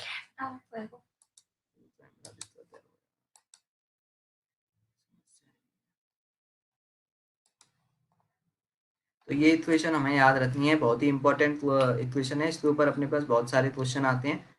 Theta 1 minus theta 2 upon T is equals to theta 1 plus theta 2 by 2 minus theta naught. अब इसके ऊपर क्वेश्चन कैसे आएंगे हमारे पास, कि बॉडी का टेम्परेचर अगर हमने ऐसे बोलेगा कि बॉडी का टेम्परेचर क्या है, डिक्रीज किया है 70 से 60 डिग्री सेल्सियस तक, 70 डिग्री सेल्सियस से 60 डिग्री सेल्सियस तक डिक्रीज किया, उसमें टाइम लगा 10 सेकेंड का। अब बॉडी का टेम्परेचर 60 से 50 डिग्री सेल्सियस करना है, तो उसमें कितना टाइम लगेगा, ऐसे बोलेगा। सराउंडिंग टेम्परेचर गिवन होगा कि सराउंडिंग टेम्परेचर 40 है 50 है, ऐसे कुछ बोलेगा। और इस रेशो पे क्वेश्चन आएगा, तो इसमें रेशो के बेसिस पे क्वेश्चन आएंगे, उसको हम करेंगे क्वेश्चन इसके ऊपर। और बहुत ही इंपॉर्टेंट फॉर्मूला है ये, theta 1 minus theta 2 by T is equals to theta 1 plus theta 2 by 2 minus theta naught. तो इसमें अब हम क्वेश्चन देखते हैं। क्वेश्चन क्या है, बॉडी टेक्स एक बॉडी है जिसको हमने 90 से 80 डिग्री सेल्सियस तक ठंडा किया है, और उसमें उसको टाइम लगा 10 मिनट का। रूम टेम्परेचर 25 डिग्री सेल्सियस है, सराउंडिंग टेम्परेचर टी नॉट दिया है। तो अब इसमें बोला है कि जब बॉडी के टेम्परेचर को 80 से 70 करेंगे, तो कितना टाइम लेगी बॉडी। तो ये चीज़ है, तो इसमें हमें यही इक्वेशन लगानी है, theta 1 minus theta 2 by T is equals to theta 1 plus theta 2 by T 2 minus theta naught. ये इक्वेशन हम लगाएंगे और वैल्यू फाइंड करेंगे, इसमें दोनों को डिवाइड करके रेशो। हम सॉल्यूशन देखते हैं कैसे किया हमने। तो सबसे पहले हम देखते हैं क्या क्या देवन है हमें। थीटा 1 देवन है बॉडी का 90 डिग्री सेल्सियस, थीटा 2 देवन है बॉडी का 80 डिग्री सेल्सियस, सराउंडिंग टेम्परेचर है 25 डिग्री सेल्सियस फर्स्ट फेज में। तो 90 से 80 करने में टाइम कितना लगा, 10 मिनट। तो इसके लिए इक्वेशन बनाएंगे हम सबसे पहले। तो क्या लिखेंगे, theta 1 minus theta 2, theta 1 minus theta 2 temperature change कितना हुआ है 10 डिग्री सेल्सियस। हमें टेम्परेचर चेंज लिखना है पॉजिटिव में डायरेक्ट। टेम्परेचर चेंज कितना है 10, टाइम कितना लगा 10 मिनट, 10 लिख दिया इज इक्वल्स टू 3। फिर क्या लेना है दोनों का एवरेज टेम्परेचर का, थीटा 1 प्लस थीटा 2 कितना हो गया 170 divide by 2 minus surrounding temperature 25 लिख दिया। अब दूसरी इक्वेशन बनी थी, दूसरे केस में क्या किया, टेम्परेचर चेंज किया 80 से 70, है ना, सराउंडिंग टेम्परेचर वही है, टाइम पूछा है। तो वही चीज़ कि जो है अपने पास में क्या है, टेम्परेचर चेंज कितना हुआ 10, तो अभी भी 80 से 70 में टाइम निकालना है, टी मान लिया। और थे एवरेज टेम्परेचर कितना हो गया 80 प्लस 70 150 डिवाइड बाय 2 माइनस 25। इसको सॉल्व करेंगे आ जाएगा 75 माइनस 25 50, फिर ये 10 से 55 टाइम्स, और ऊपर से हम थे की वैल्यू ऊपर वाली इक्वेशन से फाइंड करके नीचे रख देंगे, है ना। तो उससे हमारे पास में आंसर आ जाएगा डायरेक्टली। ये करना है हमें इसमें। कर सकते हैं इस टाइप के क्वेश्चंस को हम आसानी से, या फिर हम ऐसा कर सकते हैं थी वैल्यू तो ऊपर की इक्वेशन से निकालते रहते हैं, या फिर डायरेक्ट रेशो ले लें दोनों इक्वेशन का, तो उससे हमारे पास डायरेक्ट आंसर आ जाएगा। 3 से 3 कट जाएगा, 10 से 10 क्रॉस हो जाएगा यहाँ पे, तो उससे हम आंसर निकाल सकते हैं। तो इस टाइप के क्वेश्चन है, हमारे पास में आंसर आएगा 12 मिनट, फर्स्ट ऑप्शन हो जाएगा। तो इसमें हमें काफ़ी प्रैक्टिस करनी है इस टाइप के क्वेश्चंस की, क्योंकि ये क्वेश्चन हमारे पास ज़रूर आएँगे। न्यूटन्स लॉ ऑफ मोशन में आपको थर्मल फिजिक्स से हर साल लगभग क्वेश्चन देखने को मिल जाएगा। नीट जेईई में हर बार इसी टाइप का क्वेश्चन पूछा जाता है। तो हमें इतनी प्रैक्टिस कर लेनी है कि हमें इक्वेशन लिखनी ना पड़े, डायरेक्ट वैल्यू पुट करते हैं इस टाइप के क्वेश्चंस में, जब हम काफ़ी अच्छे से प्रैक्टिस कर लेते हैं तो लास्ट टाइम तक, तो मतलब इतनी स्पीड आ जाती है इसमें। तो हमें ये इम्पोर्टेंट बहुत ही फॉर्मूला है, ये याद रखना है। अब इसी पे हम एक और क्वेश्चन देखते हैं, इसको आप लोग सॉल्व करने की ट्राई करें कि हमने क्या बोला है कि एक न्यूटन्स लॉ ऑफ कूलिंग को हमने वैलिड बोला है यहाँ पे, वही चीज़ टेम्परेचर, बॉडी का जो टेम्परेचर है वो चेंज हो रहा है 60 से 40 में, 60 डिग्री सेल्सियस से 40 डिग्री सेल्सियस तक बॉडी कूल हुई, कितना टाइम लगा, 7 मिनट का। तो सराउंडिंग टेम्परेचर कितना है, 10 डिग्री सेल्सियस। तो आफ्टर नेक्स्ट 7 मिनट्स, अगले 7 मिनट में बॉडी का टेम्परेचर कितना चेंज हो जाएगा। समझ में आया क्वेश्चन क्या है कि 60 से 40 होने में टाइम लगा 7 मिनट, तो अगले 7 मिनट में टेम्परेचर कितना हो जाएगा, 40 से कम होगा, है ना, डिक्रीज होगा, और अगले 7 मिनट में तो कितना डिक्रीज हो जाएगा, हो सकता है 30 हो, 20 हो, जो ऑप्शन है 48, 38, 28, 18, कुछ भी हो सकता है। अब हमें पता है 40 से तो कम ही होगा, तो 48 तो हो नहीं सकता, ऑप्शन या तो 38, 28 या 18 होगा। तो हमें यही फाइंड करना है। अब यहाँ पे हमें टेम्परेचर गिवन है और फाइनल टेम्परेचर चाहिए, सराउंडिंग टेम्परेचर हमें दिया गया है। तो सॉल्व करें आप लोग।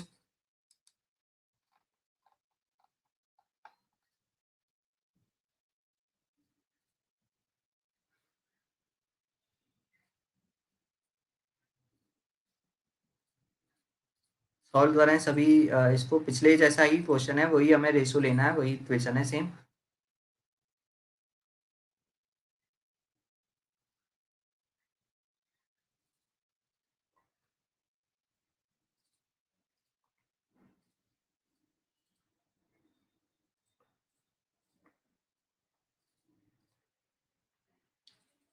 केवल एक ही ने सॉल्व किया है अभी तक, सभी सॉल्व करें जल्दी से।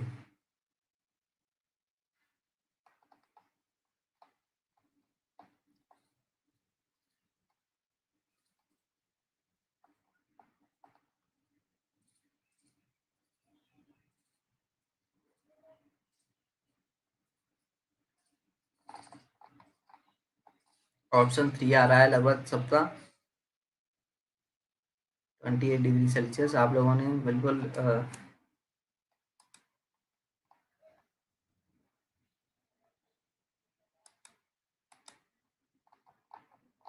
लगभग सबने सही आंसर दिया है इस बार तो। मतलब आप लोगों को कंसेप्ट क्लियर है ये, और बस आपको अब प्रैक्टिस करनी है इसमें। आपको लगभग सबका सही आंसर आया है।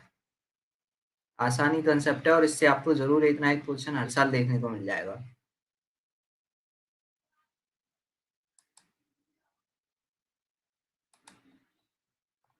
तो अब हमें, जिन लोगों को फिर भी नहीं आ पाया है आंसर, उनके लिए हम एक और बार सॉल्व करते हैं इसको।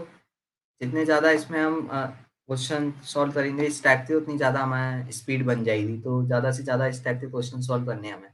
तो हमने जैसा बोला, हमें 2 केस बनानी है। सबसे पहले 60 से 40 डिग्री सेल्सियस टेम्परेचर चेंज हो रहा है, टाइम कितना लग रहा है, 7 मिनट, सराउंडिंग टेम्परेचर गिवन है 10। तो वही हमें वैल्यू पुट करनी है। थीटा 1 की वैल्यू कितनी, 60 माइनस थीटा 2 40, टाइम हो गया 7, इज इक्वल टू पे थीटा 1 प्लस थीटा 2/2, 60 प्लस 40/2 कितना हो गया, डायरेक्ट देख सकते हैं 50, माइनस सराउंडिंग टेम्परेचर 10।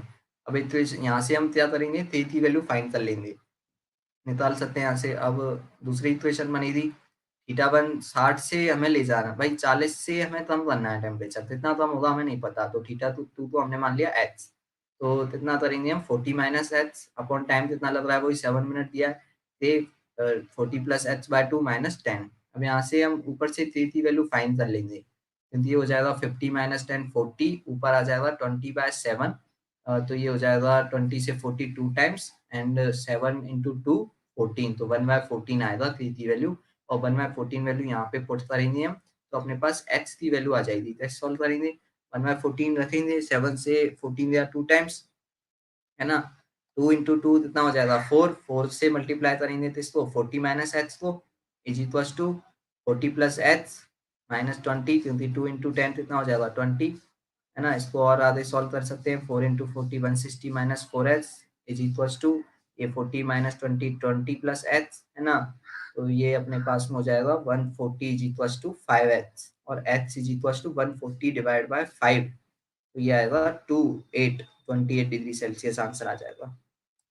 तो इसमें किसी भी को कोई भी डाउट हो तो पूछ ले, लगभग सबने सही आंसर दिया है इसका।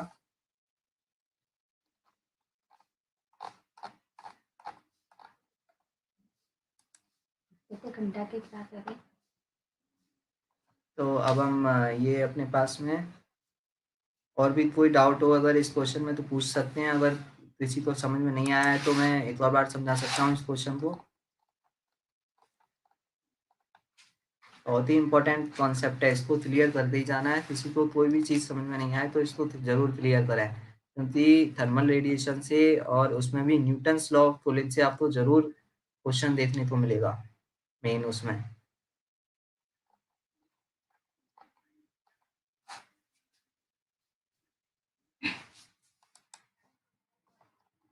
अब तो ये हमने क्वेश्चन किया, अब हम थोड़े और पॉइंट देखेंगे न्यूटन्स लॉ ऑफ कूलिंग पे। तो अपने पास में इंपॉर्टेंट पॉइंट करके कुछ पॉइंट हैं, जैसे हमने सबसे पहले बात की थी कि न्यूटन्स लॉ ऑफ कूलिंग में हमने बात की थी कि जो रेट ऑफ कूलिंग होती है डायरेक्टली प्रोपोर्शनल होती है दिस एक्सेस ऑफ टेम्परेचर या फिर temperature change between body and surrounding थी। लेकिन हम न्यूटन्स लॉ ऑफ कूलिंग को तभी लगा सकते हैं, अप्लाई तभी करेंगे जब बॉडी और सराउंडिंग के बीच में जो टेम्परेचर डिफरेंस है वो 35 डिग्री सेल्सियस से ज़्यादा नहीं होना चाहिए। मैक्सिमम 35 डिग्री सेल्सियस तक टेम्परेचर डिफरेंस होना चाहिए, उससे ज़्यादा नहीं होना चाहिए। ये चीज़ है, तो temperature difference should not exceed 35 degree Celsius, 35 degree Celsius से ज़्यादा नहीं होना चाहिए। पहला पॉइंट ये होता है। दूसरा पॉइंट ये होता है कि हम न्यूटन्स लॉ ऑफ कूलिंग का यूज इसको कैलकुलेट करने में करते हैं specific heat of liquid. Liquids की स्पेसिफिक हीट को कैलकुलेट करने में हम न्यूटन्स लॉ ऑफ कूलिंग का बहुत मतलब यूज किया जाता है। अगर हमसे पूछ लिया जाए थ्योरेटिकल में पूछा जाता है कि हाँ हम न्यूटन्स लॉ ऑफ कूलिंग का कहाँ पे यूज होता है, तो स्पेसिफिक हीट में यूज होता है। अब इसकी मैकेनिज्म होती है हमारे पास में, जो हमारे पास इतनी इंपॉर्टेंट नहीं होती है और हमसे उस पर कोई भी चीज़ नहीं पूछी जाती, तो इसलिए हम उसको ज़्यादा डिस्कस नहीं करेंगे।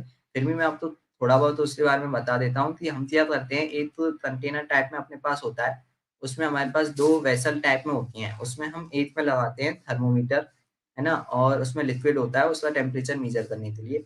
और दूसरी साइड में हमारे पास वो लिक्विड एक तो नॉन लिक्विड होता है जिसकी स्पेसिफिक हीट हमें पता होती है, और दूसरी साइड में एक अननोन लिक्विड होता है जिसकी स्पेसिफिक हीट हमें फाइंड करनी होती है। ठीक है, अब हम उसके टेम्परेचर को लगातार डिक्रीज करते चले जाते हैं, है ना। स्पेसिफिक मतलब दोनों के टेम्परेचर को हम ठंडा मतलब कम करते चले जाते हैं, फिर दोनों की रेट ऑफ कूलिंग लिखते हैं, है ना। रेट ऑफ कूलिंग आरसी की वैल्यू रखते हैं हम यहाँ पे d T by D t से sigma A upon M S T power 4 minus T not T power 4 से।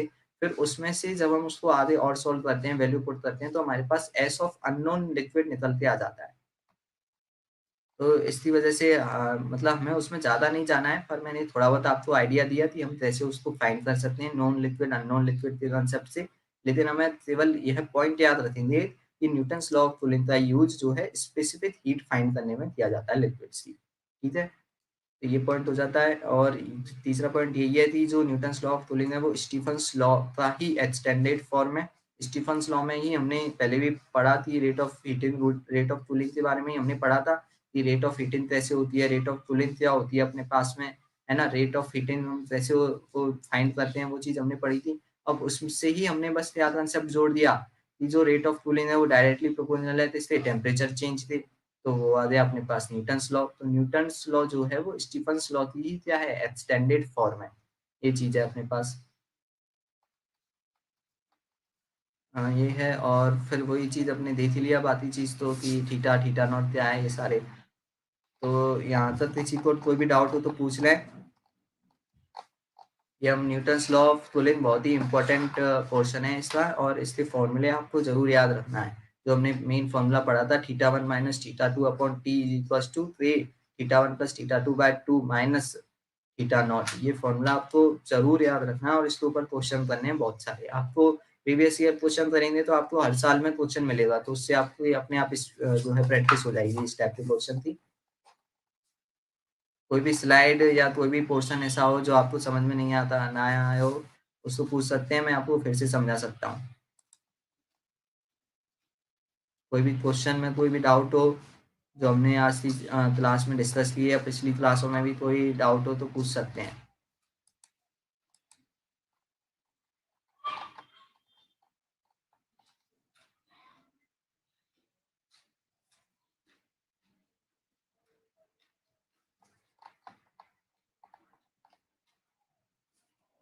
दो सौ ऐसे एक आसन सर जब टेम्परेचर डिफरेंस 35 से ज़्यादा आएगा तब कैसे फाइंड करेंगे टाइम? तो उस पे हमारे पास टाइम वाले क्वेश्चन नहीं आते हैं कभी भी, और उसमें स्टीफन्स लॉ लगता है। फिर जैसे हमने पूछा था ना, मतलब बात की थी, हीट का फॉर्मूला पढ़ा था, TU is equals to sigma A E T की पावर 4 माइनस टी नॉट की पावर 4 इंटू में टाइम। तो वो टाइम फिर वहां से आता है, तो उस टाइप के क्वेश्चन पूछते हैं हमसे। न्यूटन्स लॉ ऑफ कूलिंग से क्वेश्चन नहीं पूछे जाते 35 डिग्री सेल्सियस से ज्यादा चेंज होने पर। ये हमें हमेशा फिक्स चीज है ये। थ्योरेटिकल के लिए हमें याद रखना है कि 35 डिग्री सेल्सियस से ज़्यादा टेम्परेचर नहीं होना चाहिए। थ्योरेटिकल में ये पूछा जा सकता है। रानू सविता बोल रहे हैं सर पीडीएफ फाइल सेंड कर दीजिएगा। आज मैंने आपने देखा होगा टेलीग्राम चैनल पे हमारी अब तक की जितनी भी क्लास हुई हैं 6 क्लास, उन सब की पीडीएफ मैंने आज डलवा दी है। उनको आप पढ़ें, उनके क्वेश्चन को सॉल्व करें और उनसे फॉर्मूले जो थ्योरी है उसको रिवाइज करें। मैंने आपके लिए सारी पीडीएफ डलवा दी हैं, और हम आगे की जो क्लास होंगी उनकी भी पीडीएफ डलवा देंगे आपको। और कोई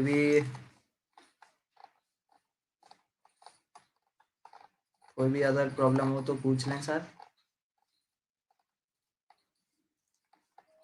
नीट में फिजिक्स की अप्रोच के लिए मैंने बता ही दिया है कि आपको फिजिक्स के लिए क्वेश्चन प्रैक्टिस करनी है मेनली, और फॉर्मूलों को याद रखना है मेनली, कंसेप्ट क्लियर करने हैं अपने। ज़्यादा से ज़्यादा क्वेश्चन प्रैक्टिस करेंगे आपका काम हो जाएगा। प्रीवियस ईयर क्वेश्चन लगाएं ज़्यादा से ज़्यादा।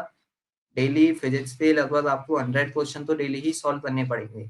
मिथ्स क्वेश्चन, वो भी लगभग सारे चैप्टर्स के उसमें कवर हो जाए, क्योंकि अब आपका लास्ट टाइम है। तो अब आप ऐसा नहीं कर सकते कि हमें केवल यही चैप्टर पढ़ना है या वही चैप्टर पढ़ना है। आपको लगभग सारे चैप्टर्स के क्वेश्चन थोड़े थोड़े करने पड़ेंगे डेली। एक या दो पेपर आप लगा सकते हैं नीट के। आपको पेपर कहीं मिल जाएंगे प्रीवियस ईयर क्वेश्चन, और कई जगहों से आपको पेपर मिल सकते हैं। और यहाँ पे भी आपका टेस्ट होगा कल, तो उसमें भी आपको बहुत काफी अच्छे क्वेश्चन देखने को मिलेंगे फिजिक्स में। अच्छे से सॉल्व करना उस पेपर को। तो ये आज की क्लास को हम यहाँ पे अब खत्म कर सकते हैं।